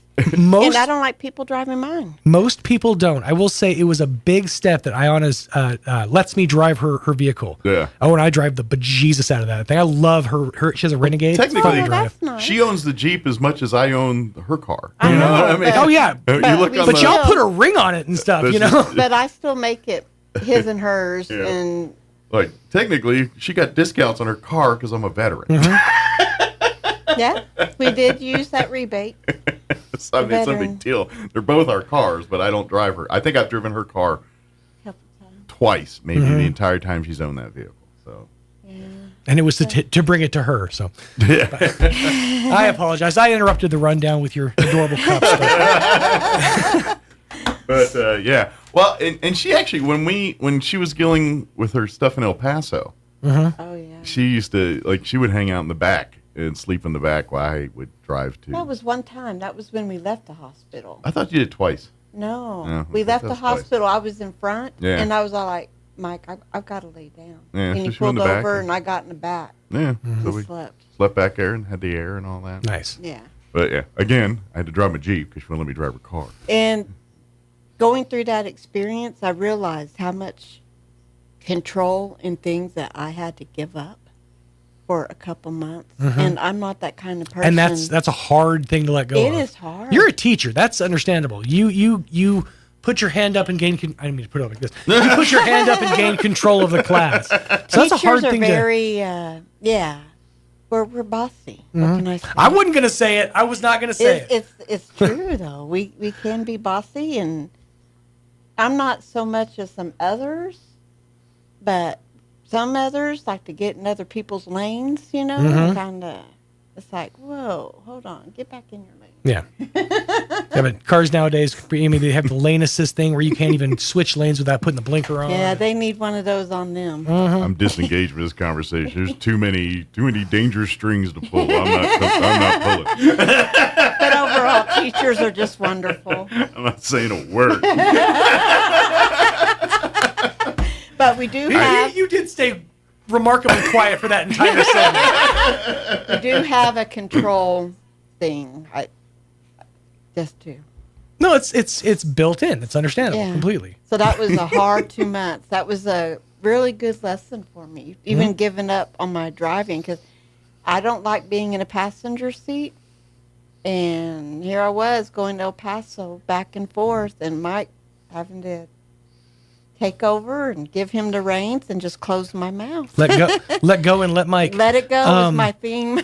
But And I'm quite capable of doing these things. He just doesn't. at think the I same can. time, It's my hang-up. It's not at the same time, it was much like a broken bone, so it healed stronger and harder. So now that she's regained control, it's even harder for her to relinquish it. It's scabbed over now. I don't goon hand often, but once in a while, I'm like, all right, backseat. Let me do this. You go sleep. Yeah.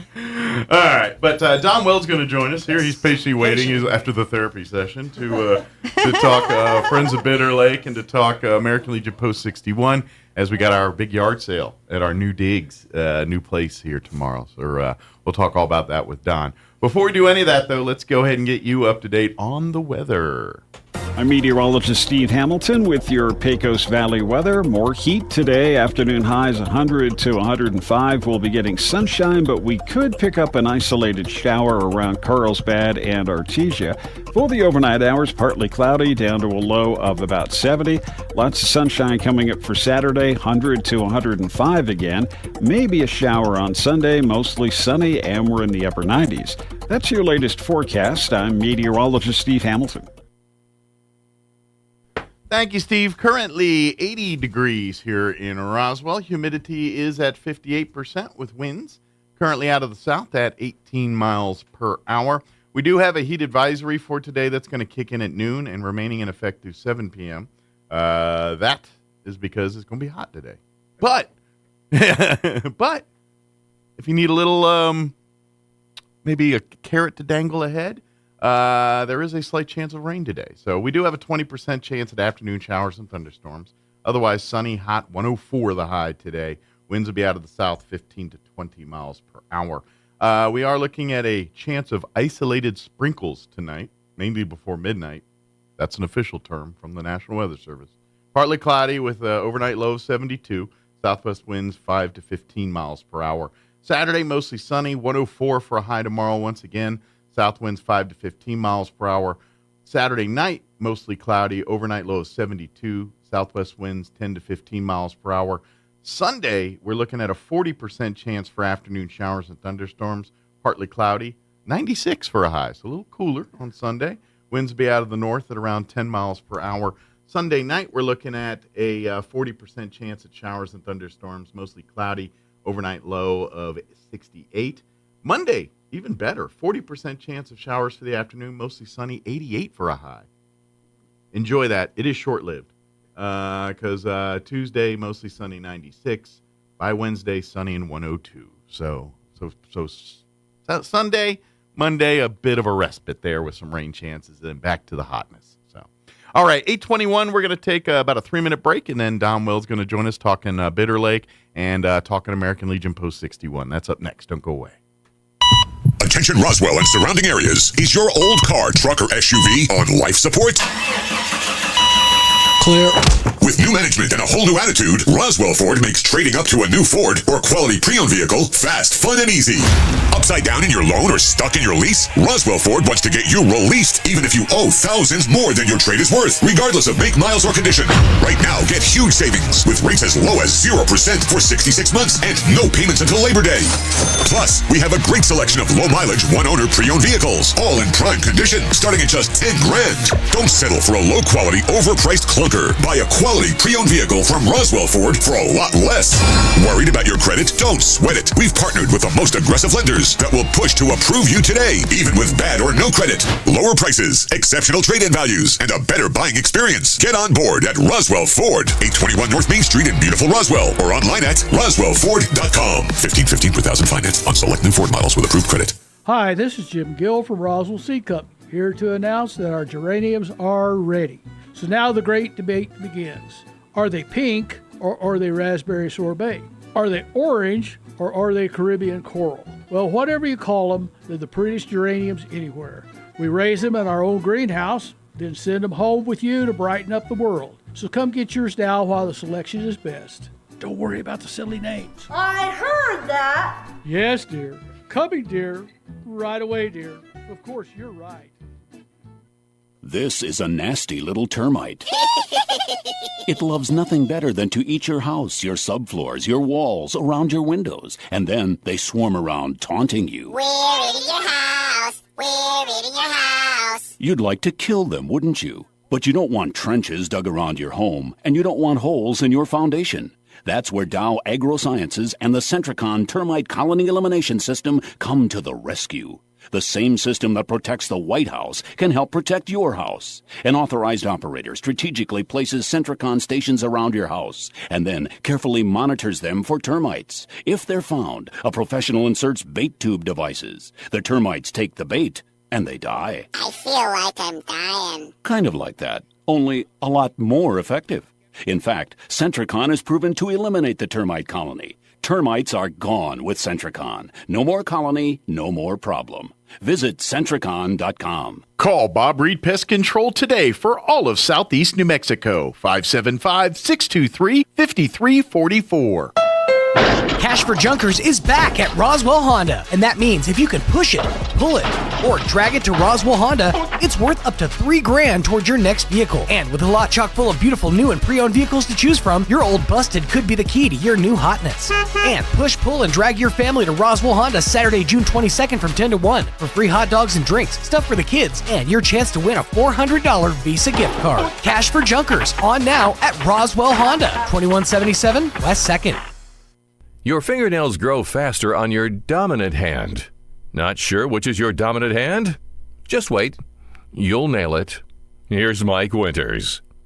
And good morning. It is 24 minutes after 8 o'clock, and joining us in studio this morning, wearing multiple hats today, Don Weld back with us. Good morning, Don. Good morning, Mike. How you doing? Doing great, doing great. Of course, for folks not familiar, Don is a busy volunteer around town when he's not.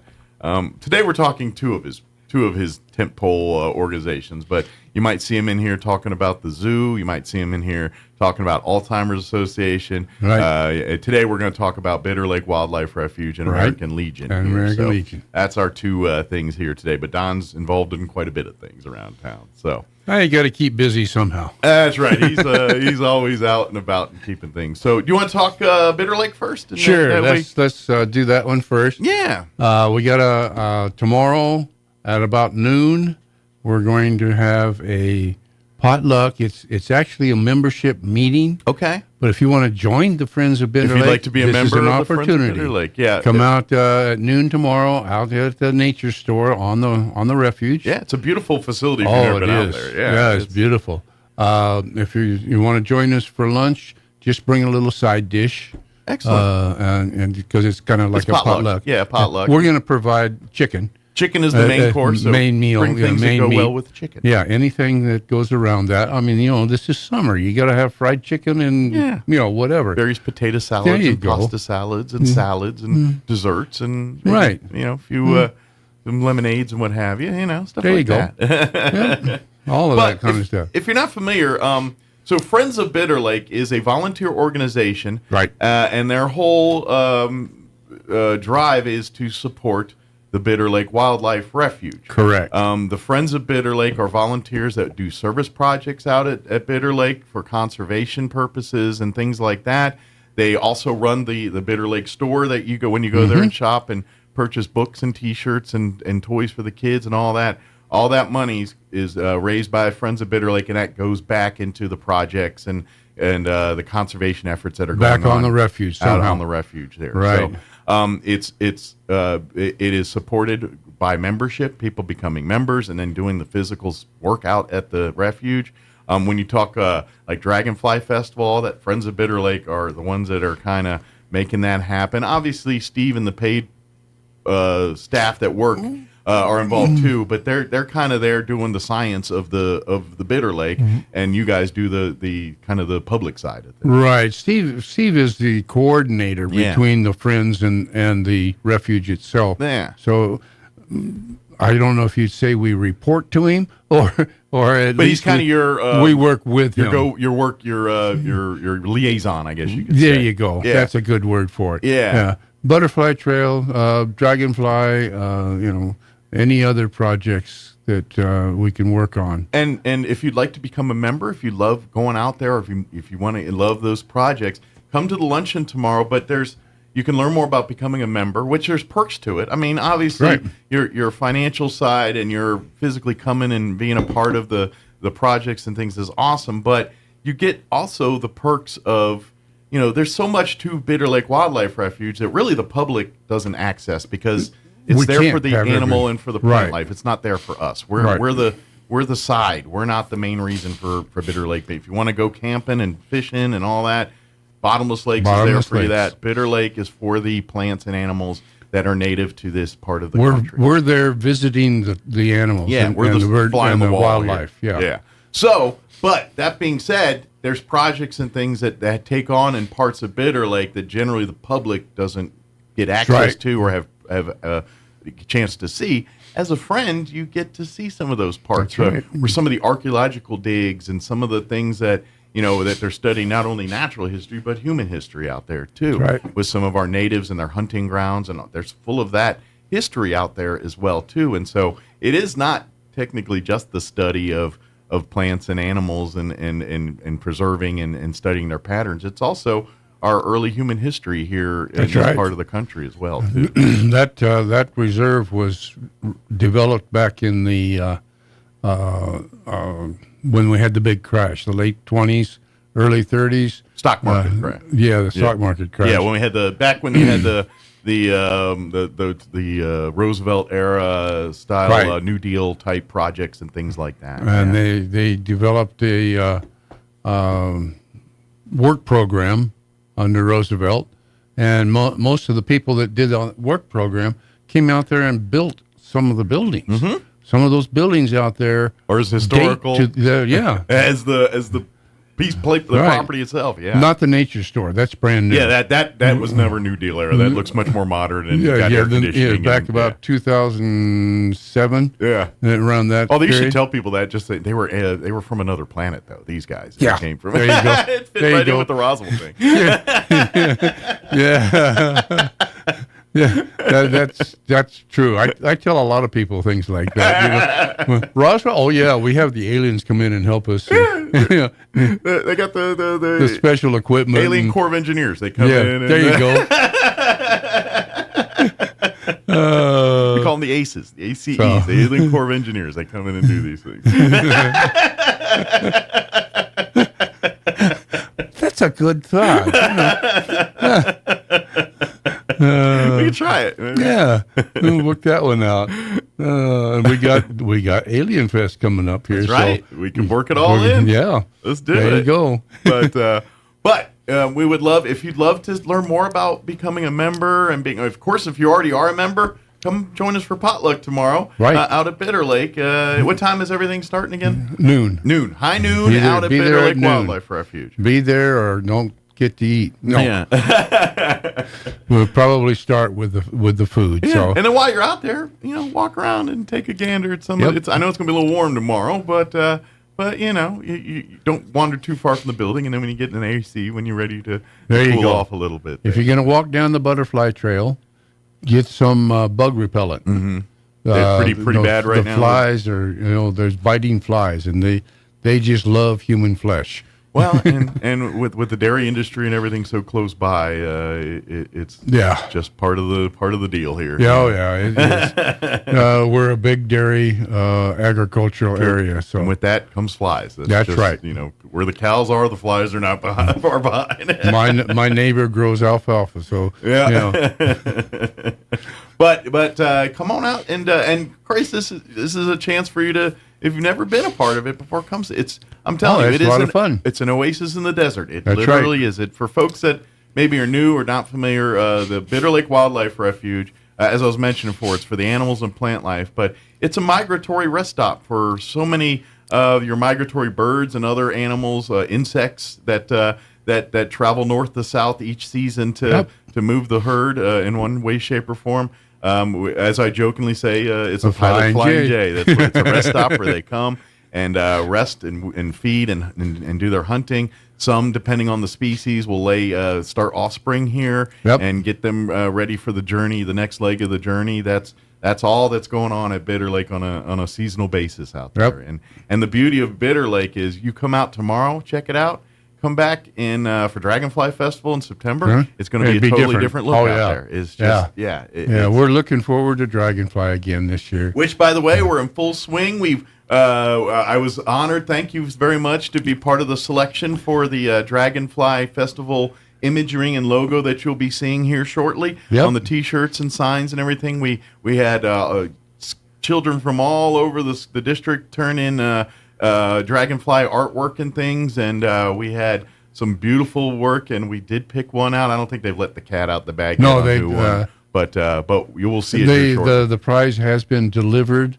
Was it Washington Street?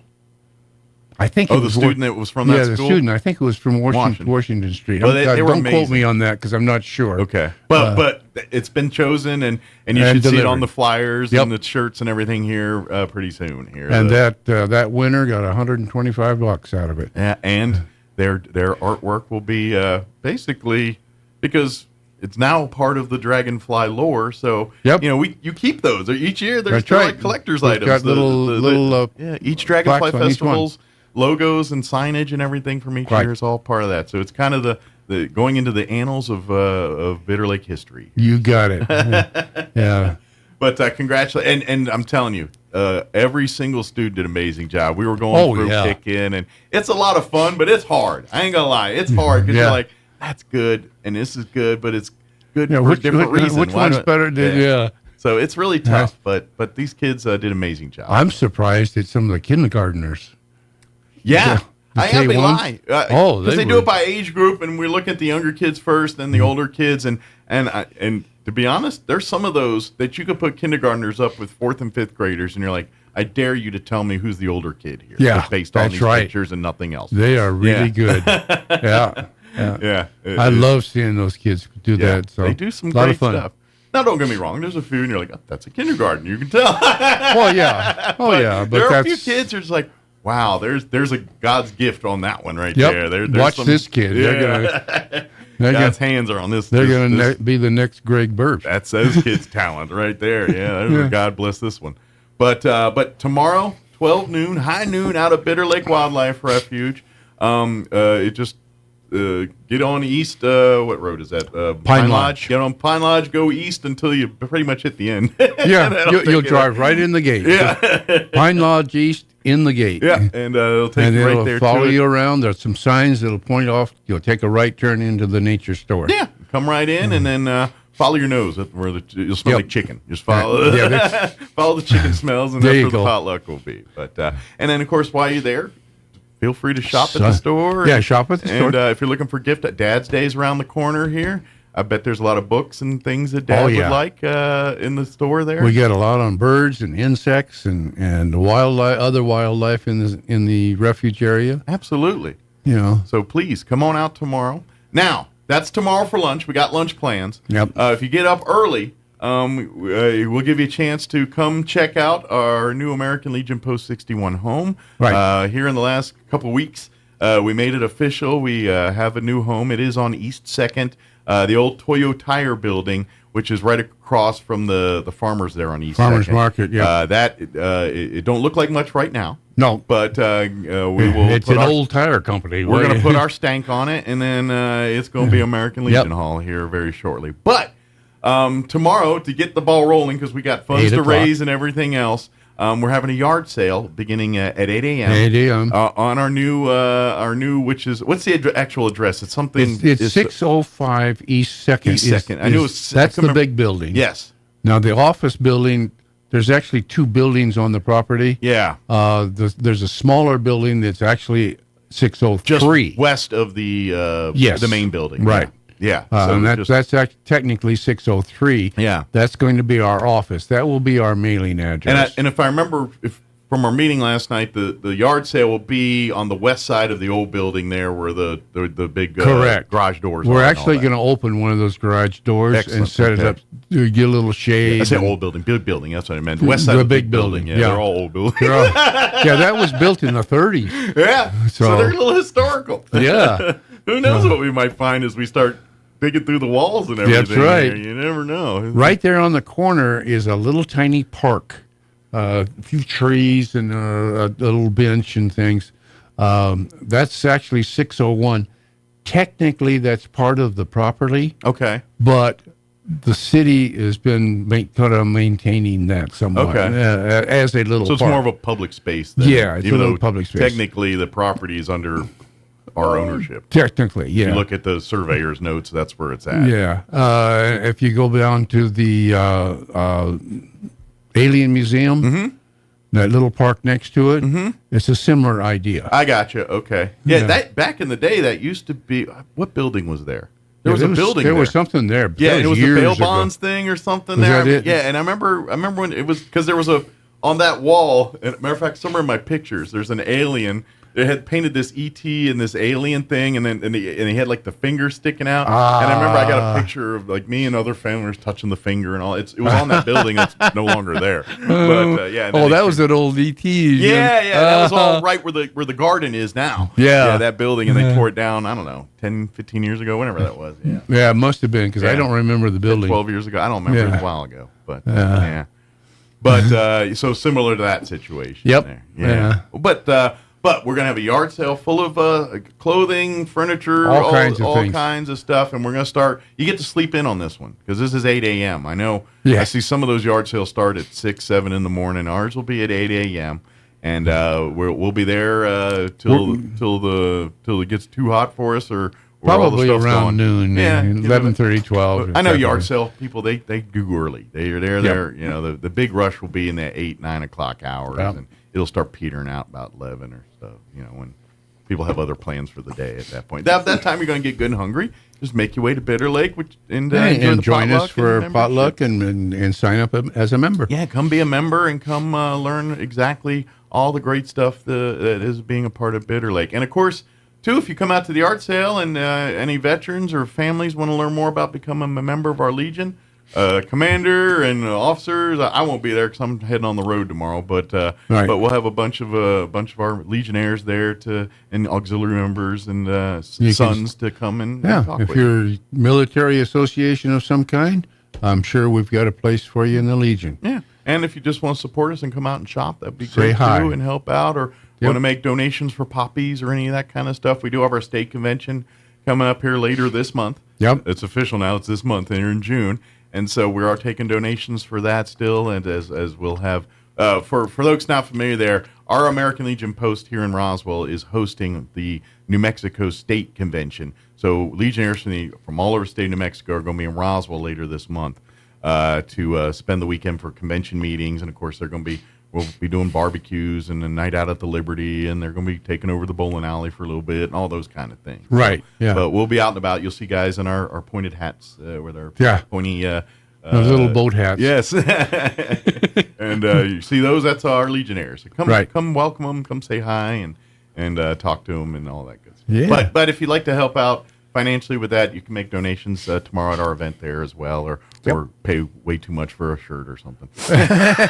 A shirt that somebody else has worn. Exactly. That would be very appreciative. But all that money goes back into getting this building and getting our Post 61 family ready in our permanent home here. We have a lot of work around Roswell that we are involved with, and this money that we collect, having a post of our own where we can gather and bring in people to help them out and provide an outlet for our other things. And like, for instance, as we've talked about here a bunch of times on there, our Post 61 family, we are the current owners of Memory Lawn Cemetery. Correct. And so we are the stewards of it. We have our sextant. She does an amazing job of handling the daily business of Memory Lawn there. But the smaller building that's on the property we're talking about, that's going to be the Memory Lawn offices at some point. When it's once we get it, we keep the records for Memory Lawn there. If you've got business to handle there, it'll be handled out of that office. Right. That's plans for that at some point. Because it'll also be a Legion office for Commander to do Commander things and all that. And depending on how things, I need to find a general contractor yet. Okay. I have a couple of leads, but if there's a general contractor out there who would like to help us out, sure. Either at a reduced rate, we are a nonprofit veterans. That's or donate their services. Either way, we would really appreciate it. Sure. I have a couple of possibilities right now that I'm addressing. We're going to have that office building maybe within 6 to 8 weeks. Yeah, we're hoping by mid to late summer here we'll have an office. We have a semblance of a start there. Right. It'll be a little bit longer before the Legion Hall big will building. be. That's going to be a year. Yeah, before we'll be ready to start doing events out of it. And things. Right. But we're but put it this way. The faster we can raise money, the quicker this stuff will happen. That's right. So supporting us at, say, the art sale tomorrow, our banquets, donations, becoming Legionnaires. All these things do help push that needle a little closer. Right. So please help out that way. We are getting there. Absolutely. And of course, for our American Legion posts, like I said, Memory Lawn's one of our tent poles. We have a scout troop we also support. Right. Veterans Day, along with the other veterans organizations here, we kind of very much a part of planning and operating and organizing our Veterans Day celebrations here. Memorial Day. We have a hand in those too. Plus, we work with the other veterans organizations, our other VFW, American Legion, and Travis County Veterans to help veterans passing through locally if they've got needs, in touch with veteran services or passing through town and a car breaks down, they need repair or a hotel or something. Yep, we'll help them out. We're always we part do of that what group I can. to do that. Yep. That's part of our mission that we do. We have Flag Day coming up. Yes. And the day before, the day Flag Day, the 14th, we're going to be changing the flags out at Memory Lawn. Yeah, they're getting a little weathered, tattered. and it is time. So we got for us new to flags to them. put up there. So Don and we figured, what better day than Flag Day? That's It's right. Coming up, We and do we'll it on Flag Day. The next day, we're going to have a little get together also. Yeah, a flag retirement ceremony. Flag retirement In our at new the post. At our new digs there on East 2nd. So tomorrow, if you're going to be at the yard sale and you have an old flag, bring it with you. That needs to be retired, bring it to us. Absolutely. And we will retire it on the 15th. The proper way as according to flag code. We'll do it. Right.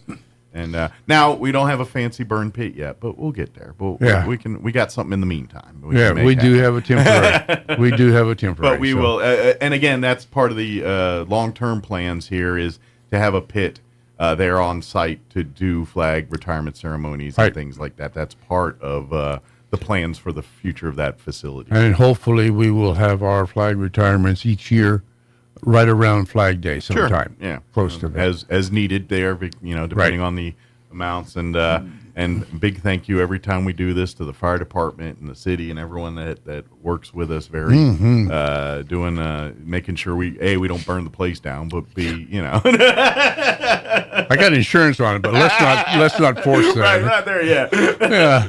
We still got hope here. Hold on. We'll let you know if the construction don't go so good if we need to light a match or not. Yeah, that's right. There you go. Hey, it might be a good we got to demo all of that stuff. We might just light it and burn it. And, that's right. The framework's metal, so sure the neighbors won't mind. Yeah. What the heck? That's one way to welcome us to the neighborhood. There you go. Oh, they're at it again, aren't they? Oh boy. Knew those veterans would be a problem. I know. The Legion's here.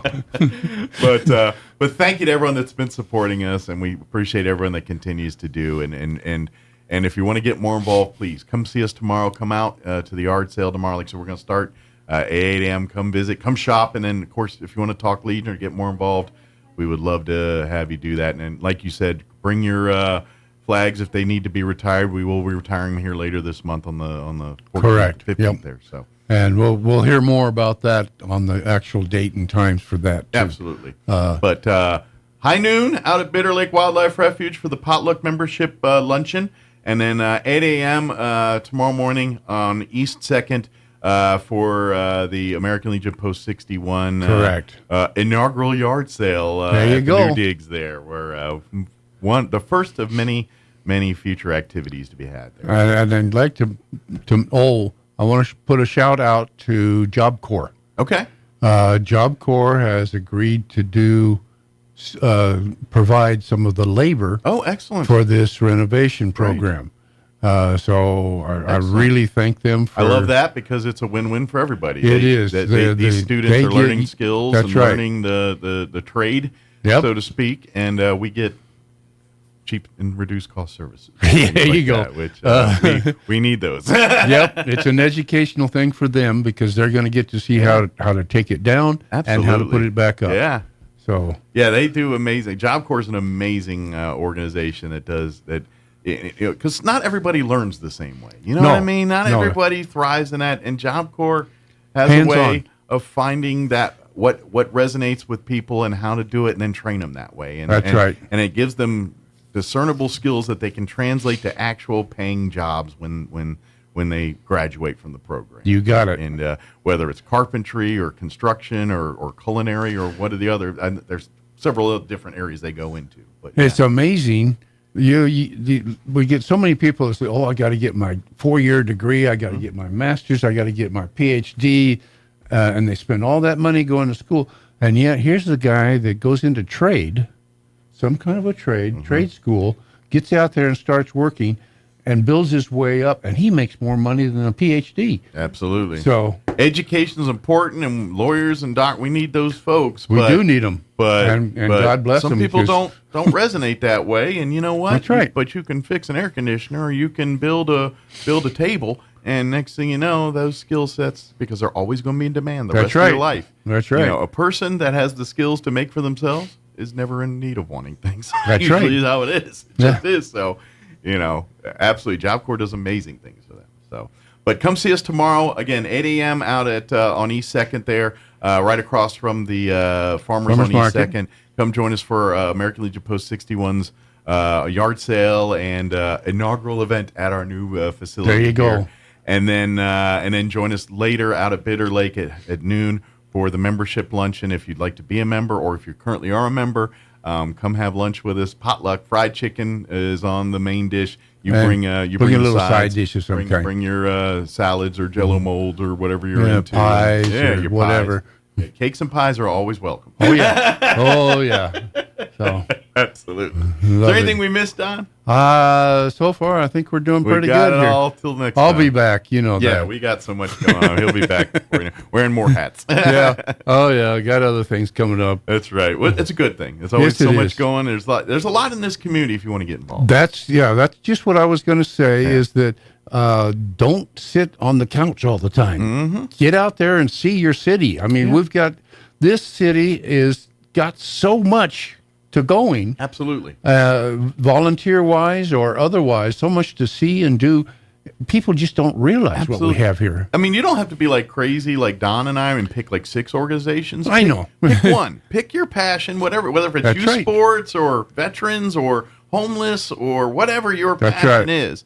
And get involved with that one. That's and right. If everybody in this community picked their one passion and got more involved in that, I got a feeling we wouldn't be wanting for a lot of stuff. I No, think we a lot of wouldn't. things We'd be taken able care to of. take care of a lot of people who don't have. Absolutely, And, and it's really that simple. It That's really right. is. It's people, and I try to tell people every day on this show: if you're waiting around for someone else or the government to do something for you, you're going to be waiting a long time. If That's you want right. a better community, if you want a better place, Get you out there and do it. You got to roll up your sleeves and get involved in some way, That's right. shape, or form. So. Come see us. Come have some fun. Come hang out in the heat for just a few minutes with us tomorrow and have some fun. Yeah. So. And as always, Don, appreciate it, and thank you for everything you do. And you know, that's Don's. There, people like Don are the reason why Roswell's a great place. We're so appreciative. If I didn't like doing it, I wouldn't do it. So I This is must true. like it. It's something, or he's crazy. I'm not. Yeah, sure well, which. that you know, He is a Marine. They There is said a- I've had people tell me I'm going crazy, and I says, no, I went crazy a long I was time like, ago. going. But I liked it so much, I just stayed there. I kind of went, came back, and gone, twice back again. But Don is a Marine at the end of the day, and there's just a little something different about every single Marine. And Yeah. so maybe that's what it is. Could be. Awesome. Thank you, Mike. Don. We'll see you Yeah. next time here. Have a great weekend. You too. Have a good trip. We'll do. That's the plan anyway. It is 8:52. Let's pause for news. Your Lou Dobbs update, quick commercial break as well. Political ad free, I'm proud to say. We'll be back. Don't go away. Now, your Pecos Valley News Update. I'm Jared Sorello. The New Mexico Department of Veterans Services will present its next quarterly Veterans Community Meeting in Roswell on June 12th. The meeting is scheduled for 9 to noon at the American Legion Post 28. DVS Cabinet Secretary Jameson Herrera will provide an update on DVS agency news and events. He will also ask for some feedback regarding concerns about resources and services for veterans and their families. Several veteran service organizations have also been invited to present information and address questions regarding their services. Authorities have now arrested a man for allegedly driving drunk and causing a deadly crash at Ruidoso on Tuesday. State police responded to the head-on crash on Meacham Drive and found 22-year-old Jaden Wyatt Moe had been northbound in a pickup truck. The report says Moe crossed the center line and struck a car driven by 46-year-old George Fitzgibbon of Ruidoso head-on. Fitzgibbon was tragically killed. You're up to date. I'm Jared Sorello reporting. I'm meteorologist Steve Hamilton with your Pecos Valley weather. More heat today. Afternoon highs 100 to 105. We'll be getting sunshine, but we could pick up an isolated shower around Carlsbad and Artesia. For the overnight hours, partly cloudy down to a low of about 70. Lots of sunshine coming up for Saturday, 100 to 105 again. Maybe a shower on Sunday, mostly sunny, and we're in the upper 90s. That's your latest forecast. I'm meteorologist Steve Hamilton. All across America, this is the Lou Dobbs Business Report. I'm Lou Dobbs. Key jobs data today. Stocks headed for weekly gains. GameStop surging. Investors honed in on today's non-farm payrolls report for May. Wall Street's revised target is 185,000 jobs higher. That's less than previously forecast. The labor market expected to show more signs of cooling. Unemployment, meanwhile, likely to hold steady at 3.9%. If the jobless rate holds, it'll be the longest unemployment streak below 4% since the 1950s. Stocks climbing toward weekly gains. The Dow Jones Industrials up again yesterday. The S&P and NASDAQ both flat, but higher for the week. The first week of June trading picking up after a sluggish start. Nvidia cooling off. The stock down more than 1% today. GameStop stocks soaring again thanks to Roaring Kitty. The meme stock trader announced he's going live on YouTube today. Rideshare stocks climbing this week. Lyft forecasting bookings to grow 15% annually through 2027. Uber liked that forecast as well. The stock jumping 4.5% in the session. The stock's up more than 18% year to date. Please join me twice each weekday for the Lou Dobbs Business Report right here. Business news you need to know. Keep listening for more. This is the Lou Dobbs Business Report. Are you looking to buy used farm, construction, or fleet equipment? Are you frustrated with dealer pricing but struggling to find an auction marketplace you can rely on? Purple Wave Auction sells thousands of assets each month to a large national buying community who trusts our auctions to be free of reserves and minimum bids. We help streamline financing for bidders who need it, and Purple Wave Shipping can deliver equipment anywhere in the country. Browse our upcoming auctions and register for free to bid today at purplewave.com. Purple Wave Auction. Straight, simple, sold.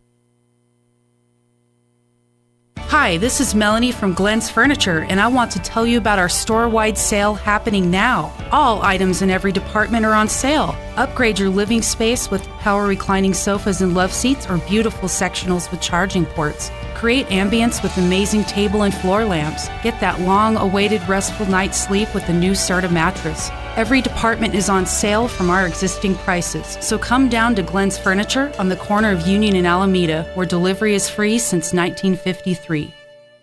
The beginning of Luke 15 reads like this. Now the tax collectors and sinners were all gathered around to hear Jesus, but the Pharisees and teachers of the law muttered, "This man welcomes sinners and eats with them." Then Jesus told them this parable. Suppose one of you has 100 sheep and loses one of them. Does he leave the 99 in the open country and go after the lost sheep until he finds it? That story seems ridiculous when you read it first. If the 99 are safe, why leave them and go traipsing after one? We should protect the majority. Keep them all safe. What's one loss to save the 99? What's amazing is that God's logic is very different than humans. Jesus leaving the 99 to find the one seems illogical, irrational, and senseless, until that one is you. The story ends with this statement from Jesus. I tell you that in the same way there will be more rejoicing in heaven over one sinner who repents than over the 99 righteous who did not need to. Are you the one that's wandered away? Come home, my friend. Jesus is searching for you. Join us at the Country Club Road Church of Christ for worship at 10 a.m. on Sunday, located on the corner of Country Club and Washington in Roswell. Check out some of the bargains you'll find this week at your local Farmers Country Market. Select varieties of General Mills breakfast cereals are 2 for $6, and select gallons of Food Club milk are $2.98 each. In produce, 6-ounce packages of blueberries, blackberries, or raspberries are 2 for $5, and garden fresh cantaloupe are 99 cents each. In the meat department, family packs of sirloin cut pork chops are $2.89 a pound, and family packs of fryer thighs or drumsticks are 79 cents a pound. These are just just some of the savings you'll find this week at your local Farmers Country Market. It's Kubota Orange Days. Shop the year's best selection of Kubota tractors, zero-turn mowers, and utility vehicles, including the #1 selling compact tractor in the USA. And now through June 30th, get 0% APR for 84 months or up to $3,300 off L3302 tractors. See the details at KubotaOrangeDays.com. Visit Amigo Machinery, located at 2801 Southeast Main Street, Roswell. When others say no, Roswell Hyundai says yes. The bank manager is at Roswell Hyundai for a short time to say yes. No social security number or ITIN number? Yes. No driver's license? Yes. It doesn't matter. Roswell Hyundai says yes. If you have a job that earns at least $12 an hour, Roswell Hyundai wants to say yes. Roswell Hyundai wants 100% approval, which means they want to say yes to you. Yes. Get zero down, yes. zero payments till fall, yes. plus up to $4,000 more for your trade. Yes. On now at the home of Roswell Hyundai, 1909 West 2nd. Yes! Bill Cunningham is now in Roswell on 106.5 FM, KEND Roswell. And we're closing in on 9 o'clock. Town Hall News up next. Stay tuned next hour. We're going to have the folks from Main Street Roswell join us talking UFO Festival. But first, your news, and we'll be back on the other side. Don't go away. Breaking news this hour from townhall.com. I'm Jeremy House. President Biden has for the first time publicly apologized to Ukrainian President Volodymyr Zelensky for a month-long congressional holdup in American military assistance that resulted in Russia making battlefield gains. Mr. Biden and Zelensky met today in France. Former President Donald Trump says he has what it takes to fix the American economy. I predict, and I will tell you, I'm going to get energy costs down to much less than 50% of what they are now all throughout our country. And that's going to have an unbelievable, and once that happens, interest rates are going to follow. Interest rates will naturally follow. It's not as complicated as people think, and I did it. We had no inflation. We had the greatest economy in the history of our country. Mr. Trump spoke at a town hall event yesterday in Phoenix. 272,000 jobs were added in May. Last month's robust job gains suggest that the economy should keep expanding at a steady pace. A healthy job market typically propels consumer spending, the economy's principal fuel. Some recent signs of economic weakness have raised concerns that growth was faltering. May's job report could help assuage those worries. President Joe Biden is likely to point to Friday's jobs report as a sign of the economy's robust health under his administration. The presumptive Republican nominee, Donald Trump, has focused his criticism of Biden's economic policies on the surge in inflation, which polls show still weighs heavily in voters' assessment of the economy. That's correspondent Bernie Bennett reporting. The prosecution has rested its case against the president's son, Hunter Biden, who's accused of lying on a federal gun purchase form when he said he wasn't using drugs at the time he bought a revolver in 2018. Prosecutors say Hunter Biden was actively using drugs around that time and purposely lied on the form. On Wall Street, the Dow is up 58 points. More on these stories at townhall.com. Government debt is nuts. Everybody wants cheap airfare, but where do you find it? You call low-cost airlines. Their prices are direct from the airlines, and they're so low you can't find these fares published anywhere. They specialize in cheap flights, discount hotel rooms, cheap car rental rates, and great package deals anywhere around the world. Wherever you want to go, they can help you get there cheaply and with a best price guarantee. If you want the lowest prices on your airline tickets or other travel services, call now. That's right, call. That's the only way to get these rates. Experts are standing by 24/7 to get you the cheapest airfare and hotel rates available. So don't wait. Call right now for the lowest travel prices anywhere and for great last-minute travel deals too. Call 866-755-5300. That's 866-755-5300. Again, that's 866-755-5300. Call us right now. Liner. Despite last-minute thruster trouble that almost derailed docking for this first test flight with astronauts, the link-up was a success. Above the southern Indian Ocean, we have confirmation of contact and capture. The Starliner capsule already had one small helium leak when it rocketed into orbit. There were 2 more leaks after that. Then 4 of the capsule's 28 thrusters went down. The astronauts managed to restart 3 of them. That provided enough safety margin to proceed, but they had to pass up the first docking opportunity, but made it the second time after circling the world for an extra hour alongside the station before moving in. I'm Shelley Adler.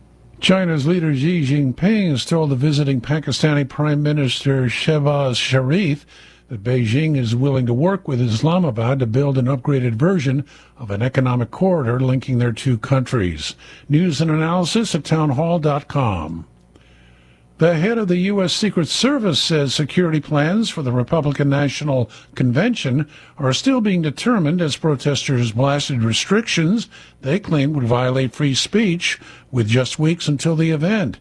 Kimberly Cheadle says they've been working on security for over a year. The Milwaukee Fire Department, the FBI, FEMA, and many other key stakeholders have been meeting to discuss all aspects of public safety and security for the convention. The RNC will be here in just over a month and will unveil the final security plan for the perimeter in approximately 2 weeks. Roughly 30,000 visitors are expected in Milwaukee next month, when former President Donald Trump is slated to become the Republican Party's official presidential nominee.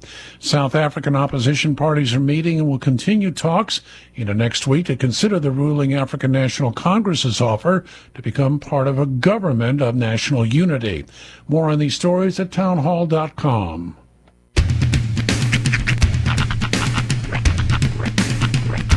What in the wide, wide world of sports is going on here? I promise you, whatever scum did this, not one man in this force will rest for 1 minute until he's behind bars. Now let's grab a bite to eat. Yeah, come on. I feel the hot wind on my shoulder and the touch of a world that is older. I hit the switch and check the number. I leave it on and then I slumber. I hear the rhythm ringing through it. Flamenco guitar and cumbia music. I hear the talking of the DJ. The travel listen, what does he say? I'm on a Mexican radio. I'm on a Mexican radio.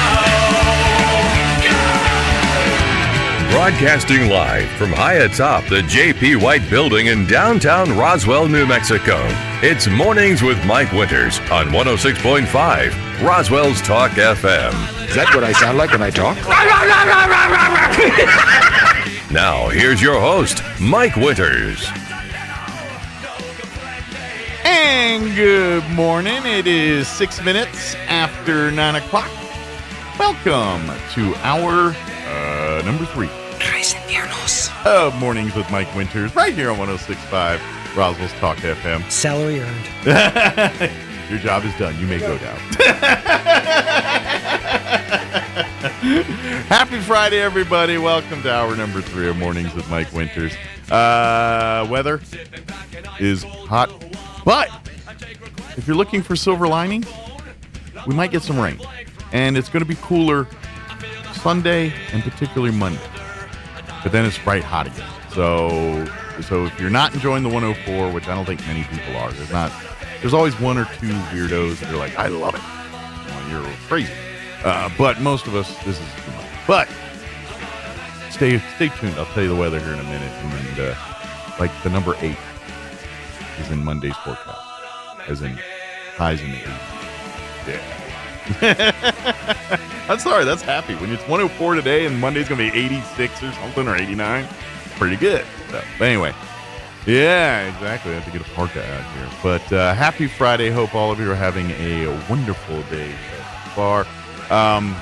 We'll get you up to date with the weather here in just a bit. We're also going to have, we'll talk actually a UFO festival here. Peggy and Juliana, Peggy with Main Street Roswell City Councilor Gianna will join us here to talk UFO festival. She's taking orders this time. The city councilor is a volunteer taking orders. There you go. That's right. She's not in charge on this one. She's following orders.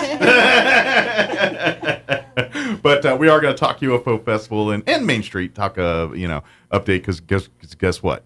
It doesn't slow down after UFO Festival. You know, the other big thing that Main Street Roswell is probably most known for is the farmers and market and all that. And we're Peggy's that's her baby, and that we'll be starting that up here in a month, probably less actually.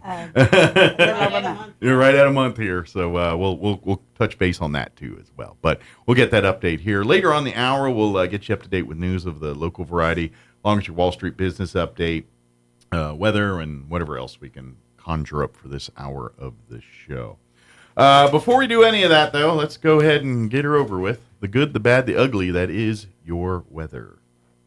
I'm meteorologist Steve Hamilton with your Pecos Valley weather. More heat today. Afternoon highs 100 to 105. We'll be getting sunshine, but we could pick up an isolated shower around Carlsbad and Artesia. For the overnight hours, partly cloudy, down 70. Lots of sunshine coming up for Saturday, 100 to 105 again. Maybe a shower on Sunday, mostly sunny, and we're in the upper 90s. That's your latest forecast. I'm meteorologist Steve Hamilton. Thank you, Steve. Currently at 9:09 in the a.m., 83 degrees here in Roswell. Humidity is at 55%. Winds currently out of the south at 17 miles per hour. In case you're not realizing it's hot, they have issued a heat advisory today at noon. That will remain in effect through 7 p.m. this evening.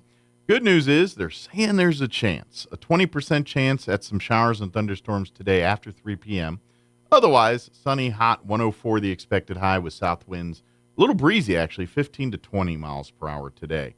Tonight, official term for the United States National Weather Service. We are looking at a chance at isolated sprinkles tonight before midnight. Partly cloudy with an overnight low of 72. Winds will be out of the southwest, 5 to 15 miles per hour.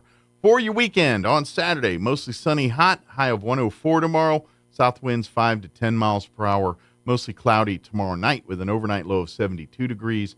Southwest winds 10 to 15 miles per hour.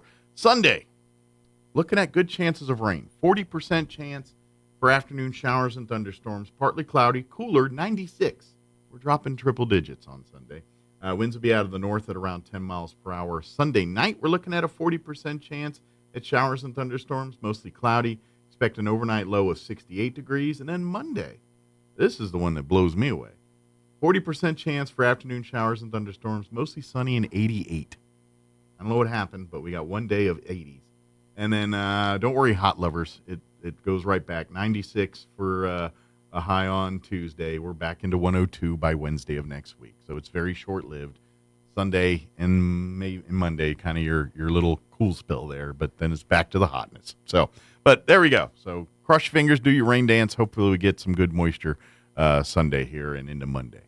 It is 11 minutes after 9 o'clock. We're going to take a quick 2.5-minute break, and then we will talk UFO Festival with Peggy Seski and Juliana Halverson. Don't go away. You're listening to Mornings with Mike Winters.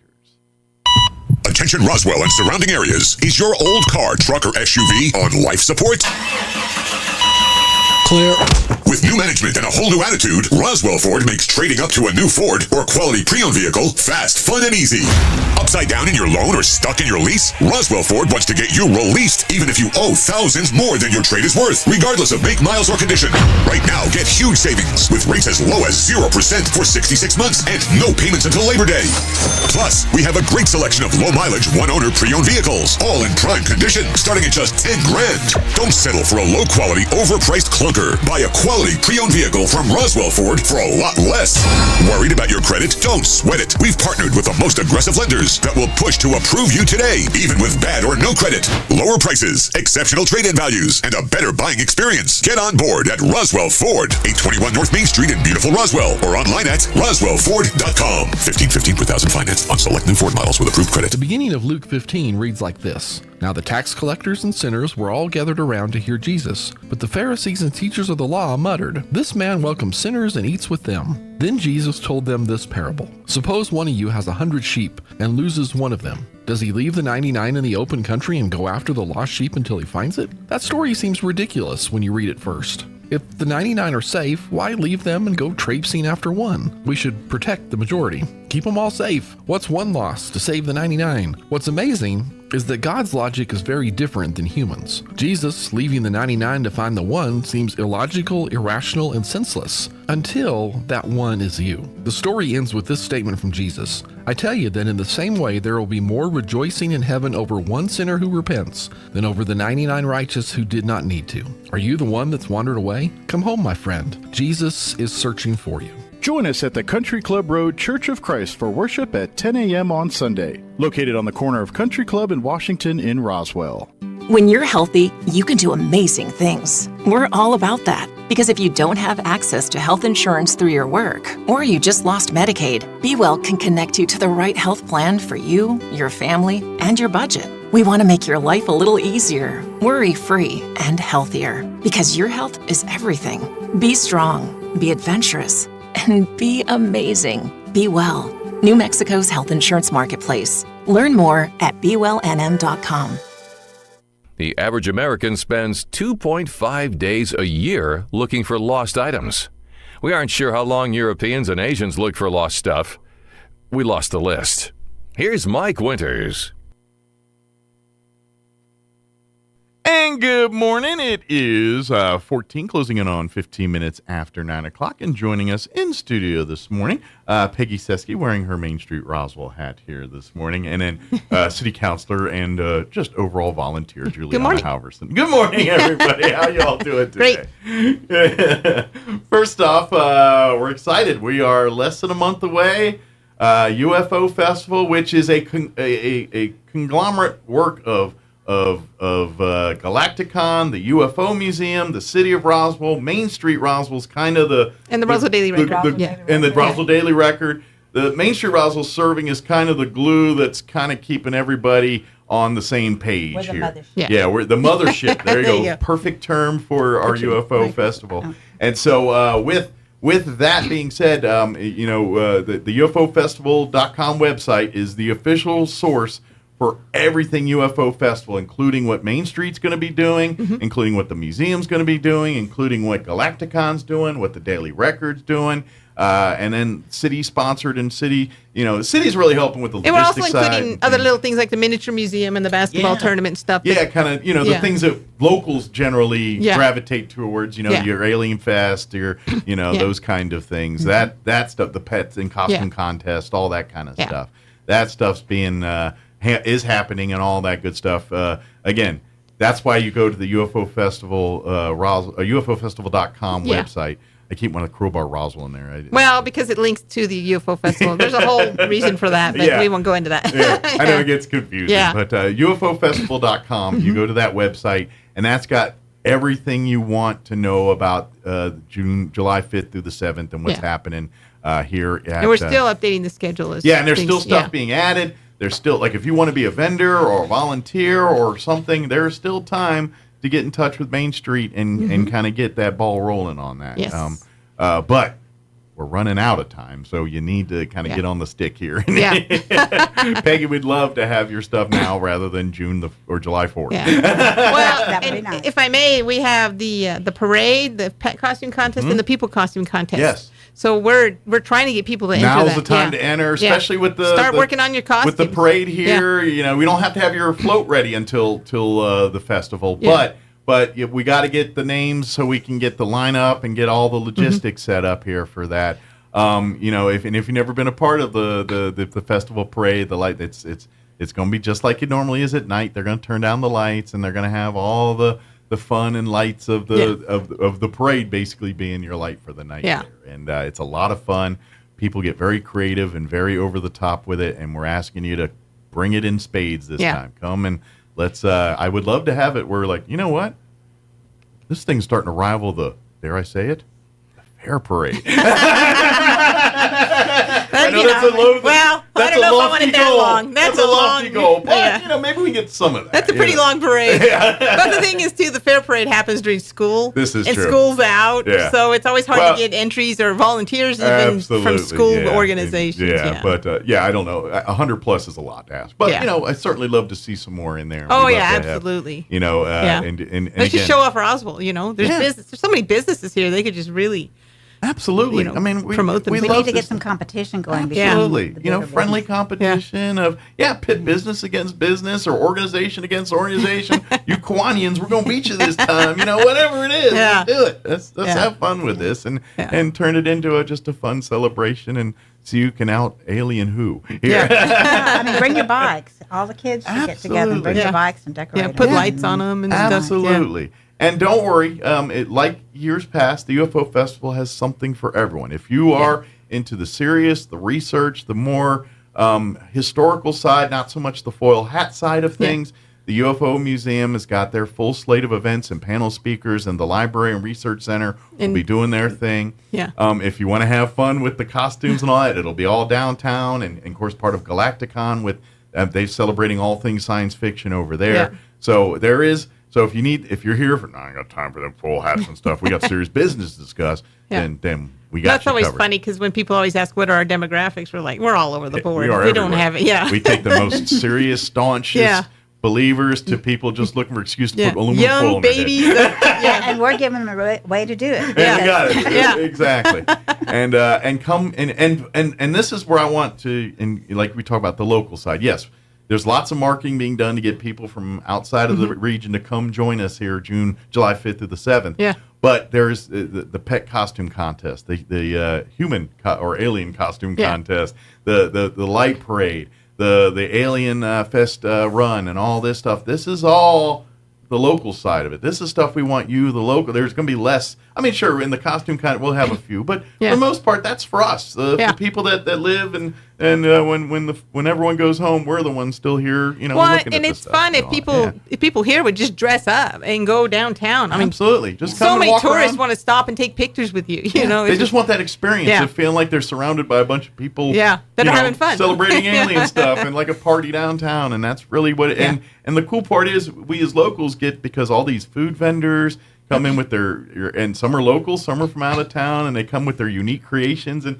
so I like to look at it as, for locals, as like a food crawl kind of thing. And it's like, hey, you try all the weird alien eggs and all these cool different. They had that treats. last year. We just don't have the volunteers to do it this year. Yeah. But there's still enough vendors that walk around where you can go and try this Someone had stuff. alien eggs this time. Yeah. Oh yeah. But I meant the crawl thing. But do your own. Yeah, That's do what I'm your saying. own. Yeah. Get on the UFO Festival website and breakfast, plot and lunch, plan. and dinner. Yeah, snacks plot in and plan. between. Okay, we're gonna do this activity here. That'll put us by these food trucks we need to check out here. All right, we're gonna make our way to Galacticon by this time for this presentation. Oh, by the way, they got some food vendors. And here that's we what's need to nice check is our out. schedule is one big schedule with Yeah. all the events that we're aware of that are happening And all over everyone's town. working in concert, so they're trying to plan Very it and plot fine it. print. This is Friday only. That's just Friday, and it's that is print that 2 is not pages. senior friendly. I'm telling you right now. That is tiny print. Yeah, there's a lot going on, and the good thing about it is the majority of it's free. I mean, the Galacticon Absolutely. charges a nominal fee, the UFO Sure. Museum does too, and the Roswell Incident. But Galacticon's going to have a bunch of kids, Oh yeah, they got jolly jumps and stuff going Yeah. on there. We're going to have them downtown. We're going to have alien hat making and crafts, and so if you're downtown and get a little warm, all right, head on over to the Galacticon, soak up some AC, and then Cool you're ready to off, come yeah. back out, walk out here. That's the beauty of. or they can go in and out the downtown merchants and shop. Yeah, exactly. Do some shopping. Just like, oh yeah, get a little warm. Let's go see what. One of our local merchants here. Well, I'm is always doing. amazed when they have events downtown. You go there and you meet so many locals that say, "I've never even been in this store." Absolutely. You're like, "Come check out all the And stores." and this really is a Black Friday like weekend for our, especially our Main Street merchants and things like that. This is that weekend where they make their nut for the year, and this is where, granted there is a Black Friday, but really the Black Friday for Roswell is UFO Festival, because thousands of people from all over the world are going to be hanging out in basically Spending money. a few square miles of here, and so And that's one of the reasons Main Street always try to keep most of everything for free. Yeah. Because we want people to spend their money in the hotels, the restaurants, and the Absolutely. shops. Come eat in our restaurants. Come shop in Yeah. our stores. Come stay in our hotels. Well, especially now with inflation, it's so expensive to take your family to do anything. Well, yeah, to eat a meal even at a fast food joint, for yeah. a family of four is $50. I bet have a heart attack. You go to the grocery store and buy one bag, and it's like $50. You're like, what? And I didn't get anything.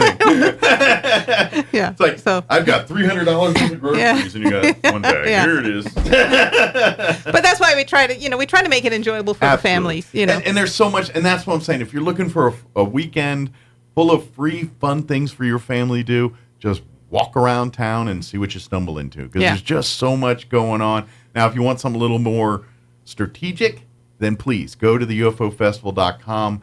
You can see the entire schedule. Keep checking back as the month progresses, because like you said, we're adding things, and there might be some new things that get added. You're like, ooh, we need to add that to the list of things we want to do. So whether you've got your traditional favorite things that you love doing it each year, or if you're like, no, we're going to venture off and try some things we never tried before. It's like, I walk by that thing every year and I miss it. I'm going to go to it this year, whatever that is. And just come see it. Just absorb it. It's just fun to watch, because like you said, some of it's just experience it. Just sitting here downtown while everyone's walking, you see a guy on stilts dressed as an alien, and you see another. It's just, and then there's a big robot walking by all of a sudden. You're just like, what is going on? It's just a neat experience. It's fun. Yeah, it's a lot of fun. And then, of course, and I'm telling you, if you want to dabble into the serious side, go talk to some of the panel speakers and stuff. I get to interview them over the years. I've talked and. Travis Walton, the Fire in the Sky, one of the more famous of the speakers. If you've ever seen the movie Fire in the Sky from the 90s, that's based off of his story. And you talk with those folks, and I'm sorry. Some people you talk to, and you're like, okay, you drank the Kool-Aid, you're all right, but then there's people, it's like something happened, and I can't. And his is one of those stories. Like you talk to that man. And he's a nice guy, and he's joking. He's the tall one with the cowboy hat. Yeah. But he always has that 1,000-yard stare, like something. You know what I mean? Yeah. Like almost like veterans with PTSD sometimes have. And he just has like something happened to that man.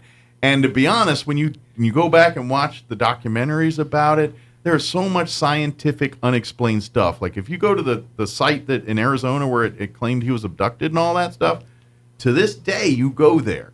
And the trees around that area are stunted in growth compared to other trees around. There's so many anomalies in this one area that they can't explain from this ship being. I'm telling you that to me, I don't know what happened, but something happened. You know what I mean? There's just too much evidence to say something weird happened here, But then you get the other side too, and it's like, oh yes, Marilyn Monroe was killed because she knew about aliens. The CIA. And Kennedy told her, and it's like, all right, you need to calm down there. But now they're going to kill me. Yeah, exactly. So I invite you to go check that side out. If you're coming here for the full hat, please talk to the panel speakers, talk to some of these folks. I guarantee they're going to make you think. Yeah. Well, and also the city has the Walk of Fame, and this year they're honoring Mac Brazel. Excellent. One of the original players. That's, I think, at 9 a.m. on Saturday morning. 9 a.m. on Friday morning. On Friday morning. Also, I'm kind of naive. Is there some of the Brazel family still living in the area? No, we can't find anyone to invite to that. The rocket, from the zoo. Yeah. We're dedicating famous that rocket slide. Friday night. That was I think Friday night it's on there, right? Yeah, this is so amazing for folks not familiar with it. For many, if you're a lifelong Roswell resident, you might be, or been here a long time, because I've seen it. I moved here 20 years ago, and it was I caught the end of the era. It's going to be pretty awesome. It's going to be all lit up and everything. They had an infamous 8:30 rocket slide at the zoo, in the playground of the zoo, and it's amazing. It was a cool slide. No, it was hot in the summertime. That's the problem. It was built before the times of things like OSHA and safety standards, and so yes, you literally get third-degree burns trying to go down this slide and everything. But anyway, the slide was retired several years ago and was turned into kind of a project, a new display, a new homage to it, and we're going to do the unveiling. Josh Berry's putting it together, and he's the one that did the. And I've seen I've seen online some of the progress, it's like photos of progress of welding and things, and I have no idea what it's going to look like finished. It'll be cool. I've seen enough to see the pictures. Like, oh, this is pretty cool what they're doing. Well, he's going to have it lit and everything, so it's going to be pretty amazing. So that'll unveil during UFO at Festival Pioneer Plaza. At Pioneer Plaza Friday evening about 8:30. Which is the if you're not sure what Pioneer Plaza is, the one right across from the courthouse lawn. It's the one with the statue of Chisholm on the horse there. Yeah. And that's Chisholm, if you didn't know. Who's it's going on the southwest corner. Excellent. There. Yeah. Excellent.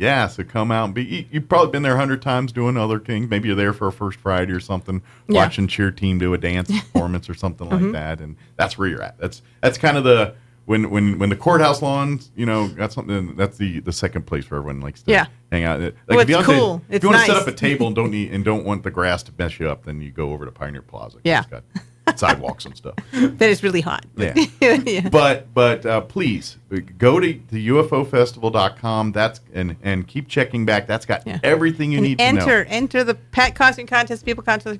Yeah, and there's prizes and everything for this. It's a lot of fun and it's free to enter. And by the way, pets is a pretty loose term. Yeah. In the years past, I've seen pets qualify as livestock animals. We've I've had seen horses. The horse. Yeah, the horse and that whole green. I don't know how they put it. I feel like there's been a few goats over the years. A snake been one year. Lizards. Yeah. Chickens. Yeah. Cats. Yeah. Dogs. And was there a ferret? Yeah, we brought our ferret one year. So by pet, it is not just dogs and cats. There are a few other varieties of animal that show up there. Yeah. Now, if you come in with like a spider and in a costume, good luck. I'm impressed. First, I think you win by default. Just you got a costume on a spider. But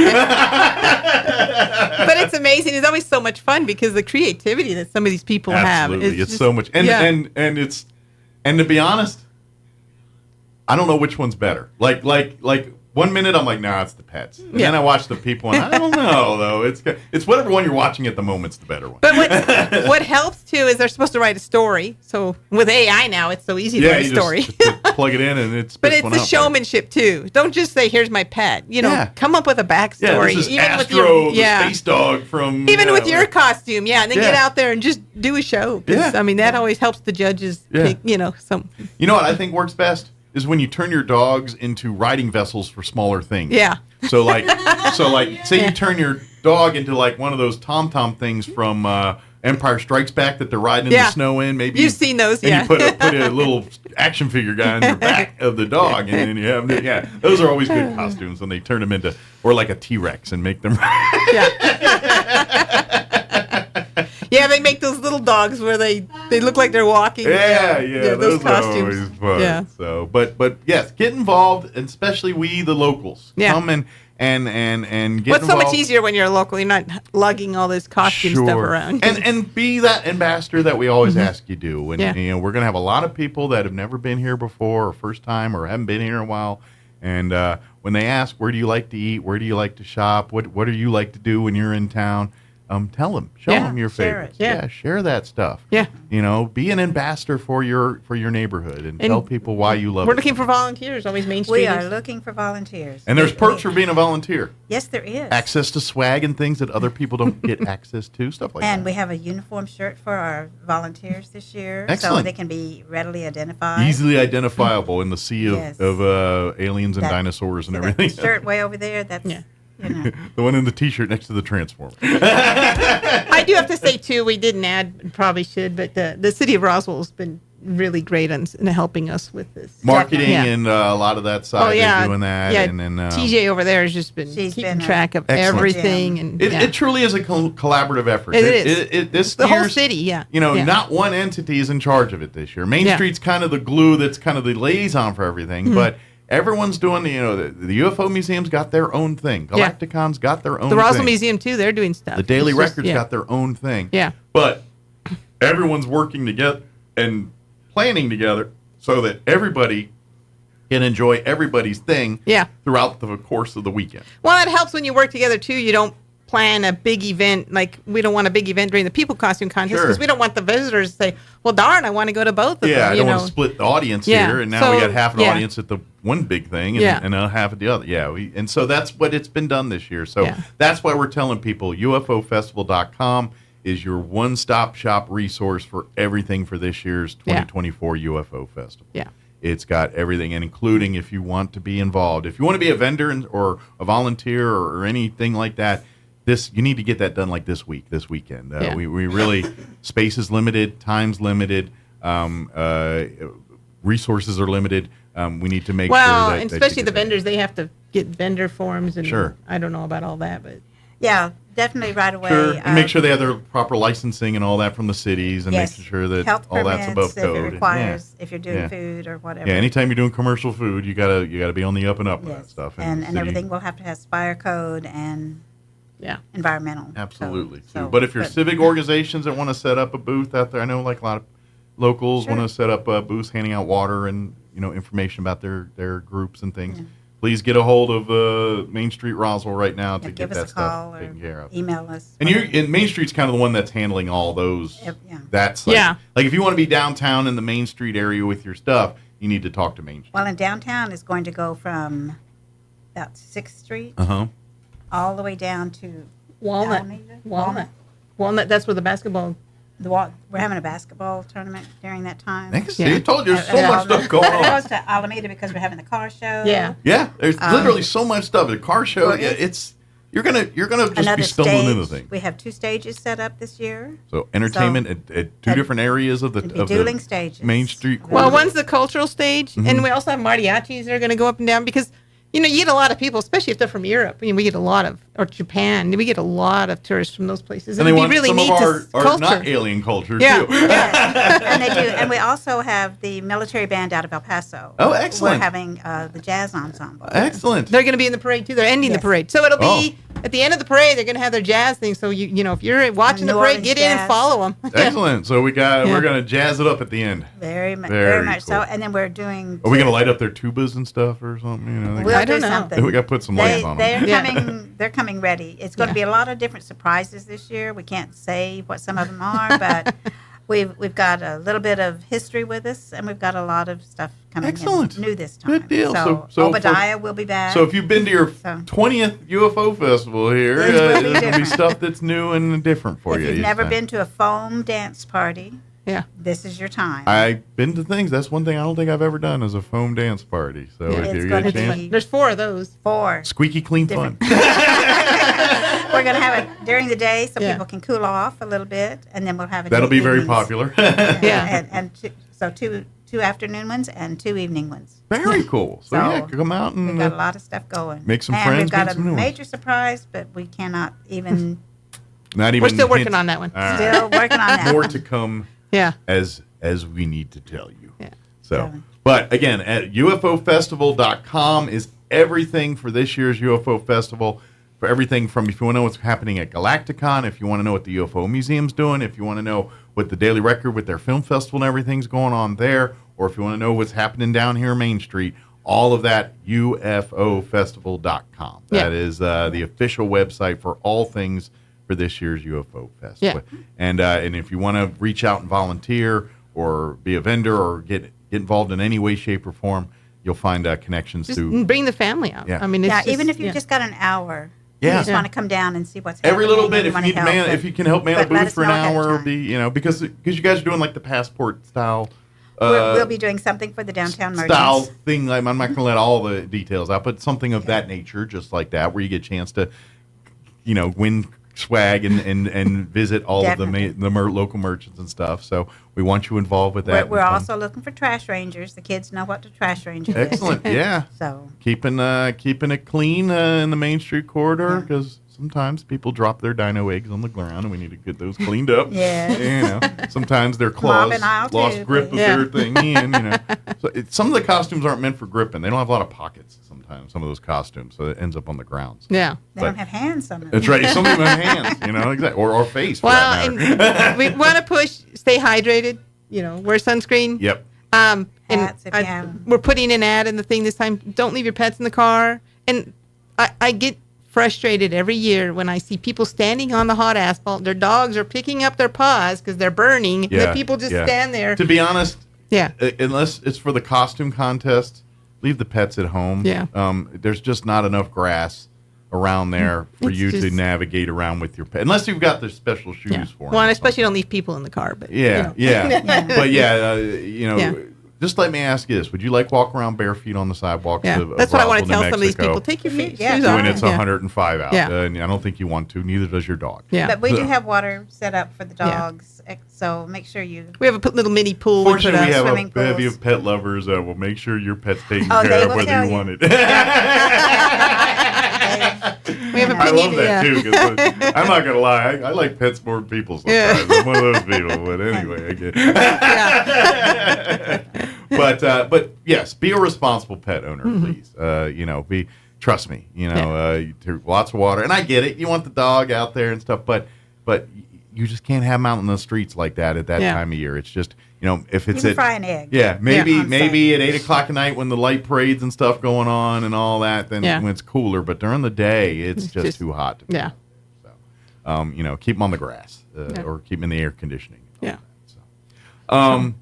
Is there anything else UFO Festival we want to make sure we talk about here? Because I do want to give you a chance to talk other Main Street stuff and talk a little farm. I think we're good. Just farmers encourage market. everyone come out, And participate, and Yes. enjoy, and shop your local And merchants. UFOfestival.com. That is the Yes. www.ufofestival.com. That is the official website for everything, every single thing happening during UFO Festival weekend here in Roswell, whether it's Galacticon, the actual museum, Main Street, the Daily Record, City. If there's something happening as part of UFO Festival, it's included in that website. And if we don't know about it, let us know. So we get it in there. Yeah. And check back this weekend and then check back in a couple days to see what's added and plot and plan your plan of attack for the weekend of UFO Festival here. So, but hot on the heels of that, right after that, we are getting ready for another season of a farmers market here on the courthouse lawn. Farmers Market, July 13th. I would say probably the second biggest tradition that's part of Main Street. I'd say It's been around for years. Yeah, it's. I mean, as far as you got a bunch of stuff, but as far as UFO Festival and I think the farmers market are two big things that when people think of Main Street, they think of what they do. So definitely, and like years past, it's going to be a great opportunity for you to come and on a Saturday morning, get up early for the best selection. I always say that, where our farmers and growers and that are going to be coming with all their green chili and tomatoes and all their corn and here's the cool part too. It's more than just that. Yeah, there we have our garden grow, but crafters and things do come as well. We have nonprofits that come and so you can come and learn information. Come hungry because usually somebody out there with burritos and all kinds of food stuff. Yeah. Hector's Burritos. He's famous. Yes. But we are having it again this year. It is back for 2024. Right after UFO Festival. And Peggy's been doing a great job. It grows every year, and it just gets better and better. You're going to outgrow that thing at some point. I think we're going to get too big for the courthouse lawn. There's something coming on in the future for that, too. Yeah. Hey, there is plans for that, too. You're absolutely right. The county's getting involved with some things in that region of the Main Street area, so that's good stuff. Yeah. No, but what's on tap for this year's? I mean, is anything new, anything different than years past? We have had Amy with the Extension Office try to get to us a couple times. I think she's going to try some more. She does the ICANN program. Oh, excellent. Okay. In the schools for the kids. She comes and whatever the fresh vegetable of the day is. Or I love they do this stuff. And it is kids delicious. are growing vegetables and cooking food and learning literally how where the food comes from. But she prepares an item that's quick, easy, and it's like, oh my gosh, I didn't know it could taste like that. Yeah. So she does all kinds of stuff. The power of locally grown things. And she gives out recipes. We have the health department that is out there, and they just have all kinds of presentations for us. Keeping people information, safety tips, obviously proper food handling. Well, and Denise and I with the scouts, they have that one scout troop that always has their fundraiser. So we're trying to have them do like activities. Oh, excellent. Like how to build a fire, how to put up a tent. Put some scout skills in there. Yeah, put some scout skills in I there. love that. Absolutely. But one thing I want to stress is people need to get with Peggy if they're doing food because there's so many rules that they have to follow. Peggy is the keeper of the how the flow of the event happens, and plus it's for your own benefit. We don't want to get people that are competing. That and also too, you want to do it so all the vendors get a shake at getting sold on. You know what I mean? Like you don't want to have 20 people selling the same thing. And you know what? We really don't. Everybody, even if you were selling the same thing, it's not a problem. We can separate cookies are. You know what? When it comes to food, everyone likes it. But I was thinking like crafts and stuff. Yeah, we got a lot of sensey people we here. try to. Well, see, we don't do that. It's all handmade everything stuff. in our market has to be handmade and homegrown. Yeah. And so if two guys make not the same, mass produced and not for resale. You can't buy a resale product and it has to be local. It is local. Yeah. We had somebody show up once with a whole bunch of stuff. It says Hecho in Mexico. And we're like, but it was made by my family. We're like, this is Nuevo Mexico. We're like, I'm sorry, no. Hecho en Nuevo Mexico. But we do have the rules for the health department will apply. Absolutely, yeah, because we don't want to get anybody sick. And they will let me know if somebody does not have a health permit, they're very quick to let us Good. know. So it's all, which is great for you, the customer. That way, you know when you walk in there, and if you see someone selling food, it's perfectly kosher. Yeah, exactly. You can go in there and dive in and enjoy. Yeah. We can't sell anything that is temperature controlled. If it needs to be hot to be safe, or it needs to be cold to be safe, it cannot be done. Gotcha. During No the hot farmers food market. or no ice cream, I guess, huh? Well, ice cream is you can eat that on the spot. That's true, as long as you get quick. But Like if salsa. but it probably wouldn't be a good, because salsa is not allowed. Yeah, I know. That's what I'm saying. Salsa not allowed. Pies aren't allowed. Custard pies. Yeah. Okay. Now you can have a baked apple pie. Mm-hmm. That's why they need to call Peggy. I will tell you, I know our American Legion post is there for the last several years. Mm-hmm. And usually the popular things are brownies and cookies. Yeah. Like they cook those bad boys up. Yeah. Something handheld and they are walking. gone Yeah. usually within the first hour of of the. Well, he's going around and selling them up and down Yeah. the Oh sidewalk. he's He's a wheeler dealer. He's hawking. He's out there Yeah. hawking. That's for sure. Wheeler dealer. Remember? Yeah. Be careful. He'll run over your toes. He too. will. What's fun too is I don't know if that guy's coming back this year, but I don't remember his name. He brings just tons of wood. The blocks. Oh, okay. He comes every year. He called me the first year he moved to town, and he said, I have a lot of blocks, a lot of wood for the kids to just And he build puts stuff. positive affirmations on them. Yes, Okay. Thank you. What a genius idea. Just very, very positive vibes. That's literally making lemonade out of lemons. Yeah, here. the parents go shopping. They leave the kids just building. And he's things. there. He supervises. Yeah. He has always some help. We always. And I try bet to- there's a lot of appreciative parents that now can go and shop but in peace We and put do him on their the big thing. flat surface in front of the stairs. So daycare is provided. Got it. Don't leave the little. We don't advertise it that way. but we have some very creative kids. Yeah. I mean, they come and they will build something like spectacular, a bridge. Yeah. across, You turn kids loose and in some blocks you get we You don't lose see that, that when we any- get, as we get older. We lose it at some point, but when they're that age. Well, the thing now, everyone does digital. Nobody does the creative. Yeah. Even Legos anymore. They're kits. They're not. What can you build out of this? So it's pretty neat that they use their imagination. I mean, to me, it's my version of like Lincoln Logs. When you're a kid, you just throw them on these bunch of logs and see what happens. You know, And that's what he's done. I mean, he literally has crates of wood. Yeah, I love that, and that's the best thing for kids. Just I mean, there's a place for those, like you said, regimented toys, but sometimes a pile of sticks is all a kid needs. You know, here's a pile of sticks. Go have fun with that. Yeah, you know? And I don't know how many times I created more stuff by playing in a dirt pile in the back out of rocks, and you know what I mean. Yeah. Created a whole world out of that, and that's what kids love doing. When And we were kids, it was like go outside and don't come back till the sunset. yeah, exactly. Yeah. Come back with the street lights on. Yeah. But and kids need that. Yeah. Kids need that. That's what develops, and that's how they start those first levels of problem solving skills. And like, okay, how do I make my Taj Mahal with these blocks? It starts at that and they level. have to learn to play with someone because another little one will come up and start. Exactly. Then you worry about sharing, and you know that's usually the moments when you learn that's not your block. Put it down. You have to share. That's the time they learn those. Or they learn failure when somebody knocks their blocks over. Yeah. I mean, everybody giggles and they start over. Exactly. But it's great. So please, so use it. Come by, bring your wife. If you're like, look, it's gonna go over here and do a little shopping. Blocks for a minute. I'm going to go pick some fruit out. He's in the center. They can be seen from every place. Yeah. Excellent. So perfect. And they're always within eyesight of where you're at on the little courthouse lawn there. Yeah. But this will get underway that weekend, that Saturday after UFO Festival. Very here, next weekend. Here, what is that? That would be July 13th. the 13th. Okay, I was like right around 12th or something in there. It's the 13th. Excellent. And it starts dark 30, like 6 in the morning. Get out there and start. We start setting up before 6. Yeah. Market starts at 7. Yeah, officially everything opens at 7, but they're out there. But for those early birds, they're not going to turn them back.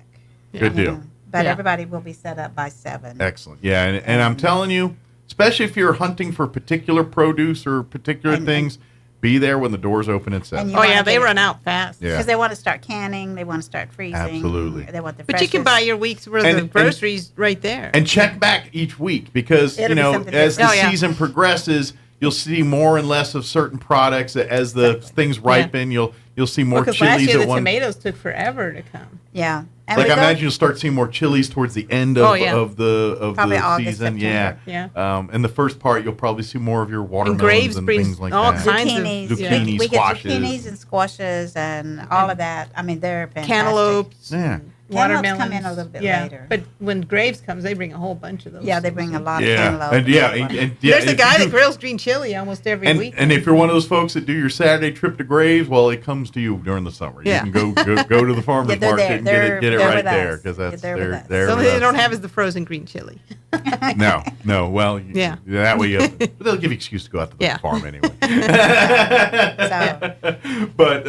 But please come and utilize. Yeah, and trust me, it's such a You'll cool see thing. friends, neighbors. Yeah. Yeah. You know, it's just a pleasant. It's cool enough in the morning. It's great to bring the family. Yeah, and it's done. Like if you want to be a vendor, there's still, room. Peggy's the person you need to get a hold of here. But and like you said, you start early in the morning, like 6 in the morning, and you're done usually about 11, 12 Yeah, o'clock. because it just gets too hot. Yeah. Yeah, it And gets it too starts hot. wrapping but up it's a around nice, 11. cool morning for the dogs. Absolutely. And I do want to We have explain to lots of people dogs. because every year when she does this, people say, well, you need to do it year round. Well, first of all, we don't do year round because, for one, you volunteers. Well, we don't have the crops. Yes, I was about to say that's the it. produce It's a is, farmer's market. the- So farmer's market. It's not a crafter's market. Yeah. They're just an addition. That's the season Yeah. that most produce people want, or you know. You have to go when the produce is there. Yeah, you know, exactly. so. It's- That's why we say October is October 12th. That's the growing season end. Yeah, and that's why it always starts at a certain date, but the end date floats. It could end Yeah. earlier depending on The produce weather and available. produce. Yeah.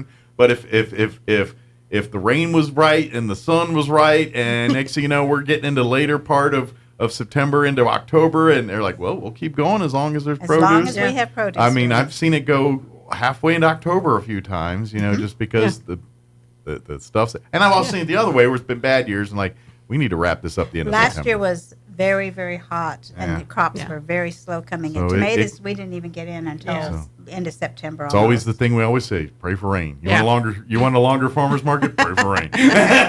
Or even more produce. Yeah, pray for rain. Yeah, Pray for rain. it's just- That's the ticket here. But trust me, and what I love too is it's even like say you like beef and stuff like that. You have people out there with local beef, and so it's not all just fruits and vegetables. Yeah. And we If you're have a- certified Well, beef. what's If you neat like the about it steak too? and all that, you get that locally too. through Some of the these farmer's growers market. will grow things you've never even heard of. Mhm. They'll bring it. And you're like, oh, this is interesting. You just want to try something new, A watermelon radish. Have you ever had a watermelon radish? Now I'm curious: is it more like a radish or more like a watermelon? Those lemon pickles. Oh, those the lemon lemon cucumbers. cucumbers. Yeah. So I'd say watermelon radish. I'm going to say it's more radish-like, but bigger. It's a radish, but it actually it looks like when you cut it straight across, it looks like a watermelon. It's got the green. Now, does the it taste white, like a and the radish, red. or does it taste more It's watermelon? a radish, Okay. but it's about this big. That's going to blow my mind. Like, put that in a salad. I don't know how to react. Oh, we had. The first time I got it was in a salad at our Farmers Growers Association meeting, and it was like, who would put watermelon in a green salad? It's like, oh, but wait, it's and more. it wasn't watermelon. But this could fooled be me. the start of you Interesting. starting to eat healthier too. Absolutely. You know, If you're looking, Yeah. well, and this is, I mean, look at the world we're living in, and look at all this stuff, and where food comes from, and things like this, and what's the one place that you can know exactly, not only where your food came from, but you can almost pick the field it came from. Yeah. And literally, is the farmer's market. If you want, it gets no more farm to table than that place. They're literally coming from the farm in the bag to your table. Yeah. There's no middleman. Also, pick it the day before. So, that morning sometimes. This is like if you want to experience how your forefathers experienced food, this is about the closest you're going to get fresh as to in modern times Yep. here. Now, Yep. now we can have a debate on what a tomato looked like in 1700 versus 2020. That's a whole nother story. But well, a grocery store tomato versus a farmer's tomato. Oh, you know. yeah, you get that gnarly tomato, and oh, that's it's just like- it. Yeah, the tomato, like the produce, because it's locally grown and stuff. It may not look plump and goofy like because it hasn't been ingested all the hormones or whatever else they stick in that thing. Yeah. And then you're like, well, it looks a little shriveled compared to the other one, but then you bite into it, it's like, whoa, that's 10 times sweeter or 10 times whatever of Crisper. flavorful than Yeah. whatever you are Definitely. getting there before. So it's like I hear people all the time saying I hate tomatoes, but if it's a farm raised tomato, I'll eat it like an apple. Yeah. You know? We do. But they Yeah. won't touch one that comes out of a grocery store Yeah. because it don't taste the same. Well, they let them grow. Excuse me. They just let them grow as they're going to grow. Yeah. They don't And stick so- it in a box and say, you can only get this big. It can only be, and has you to get be to experience round. that every Saturday here, starting here in at our July, market.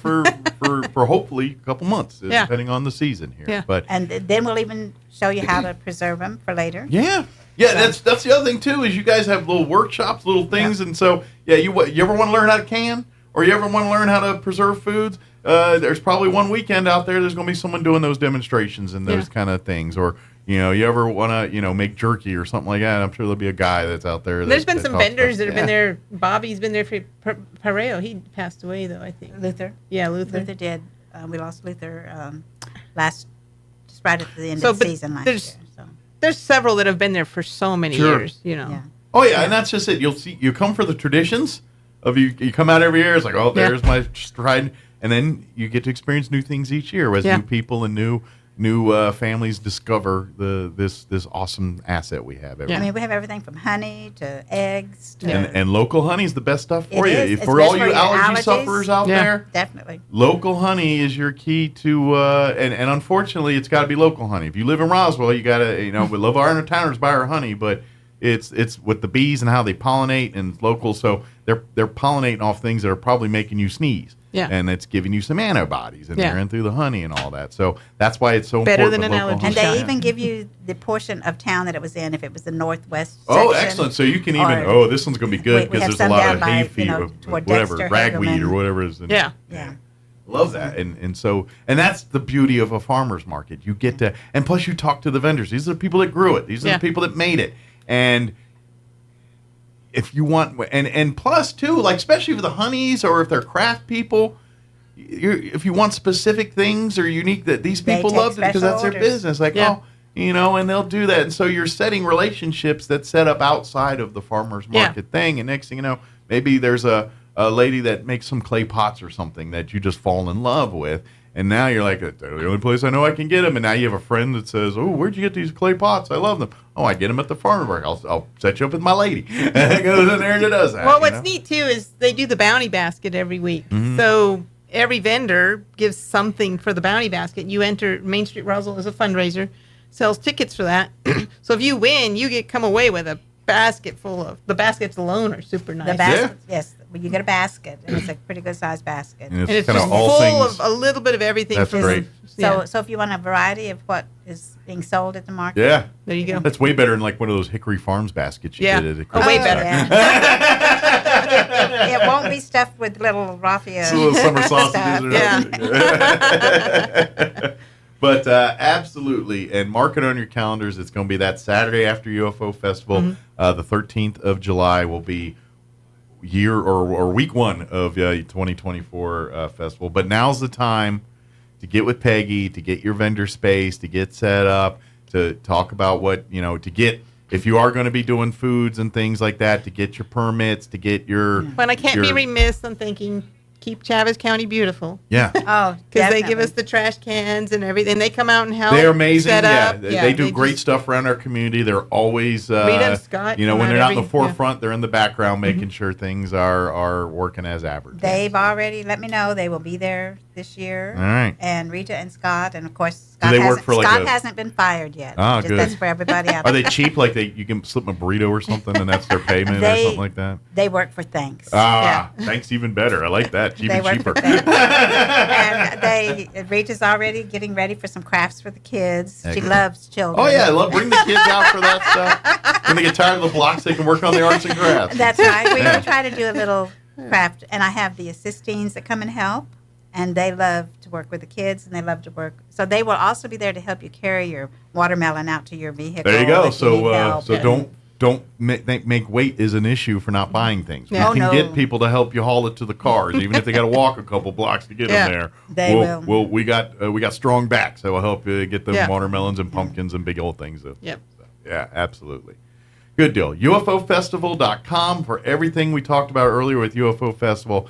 MainStreetRoswell.org is a great link Very for good. anything with anything outside of UFO Festival for Main Street, whether it's the farmers market or if you're looking for real estate downtown here or anything If like they're that. downtown for the farmers market, when it's over, I highly recommend they go shopping downtown.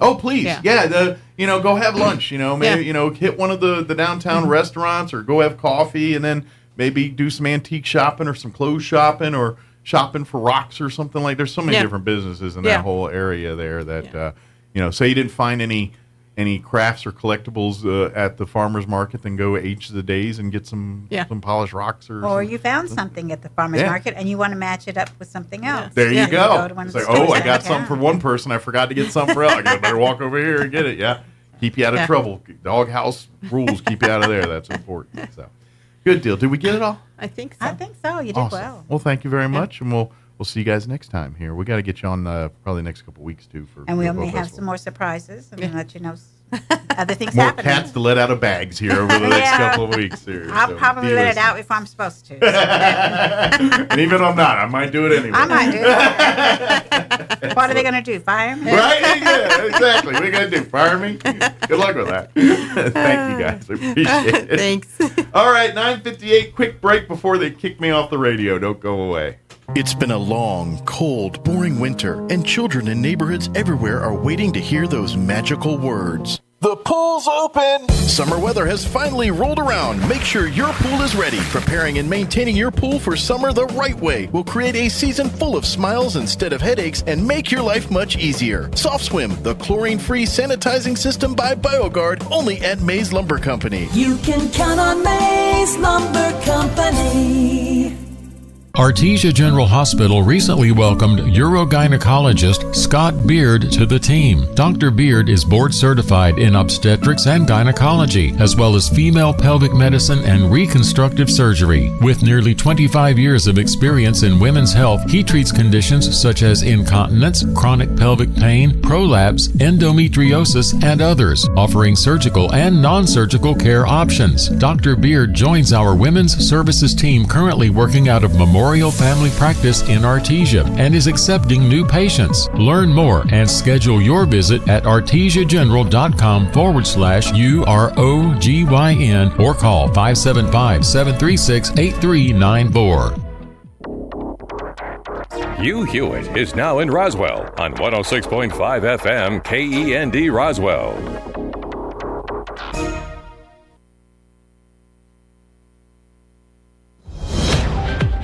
Breaking news this hour from townhall.com. I'm John Scott. Facing congressional criticism that he's withholding key evidence about financial dealings of President Biden's family members, Attorney General Merrick Garland has told the House Judiciary Committee that, in his words, he won't be intimidated by the possibility of being held in contempt of Congress. On the Salem Media Group News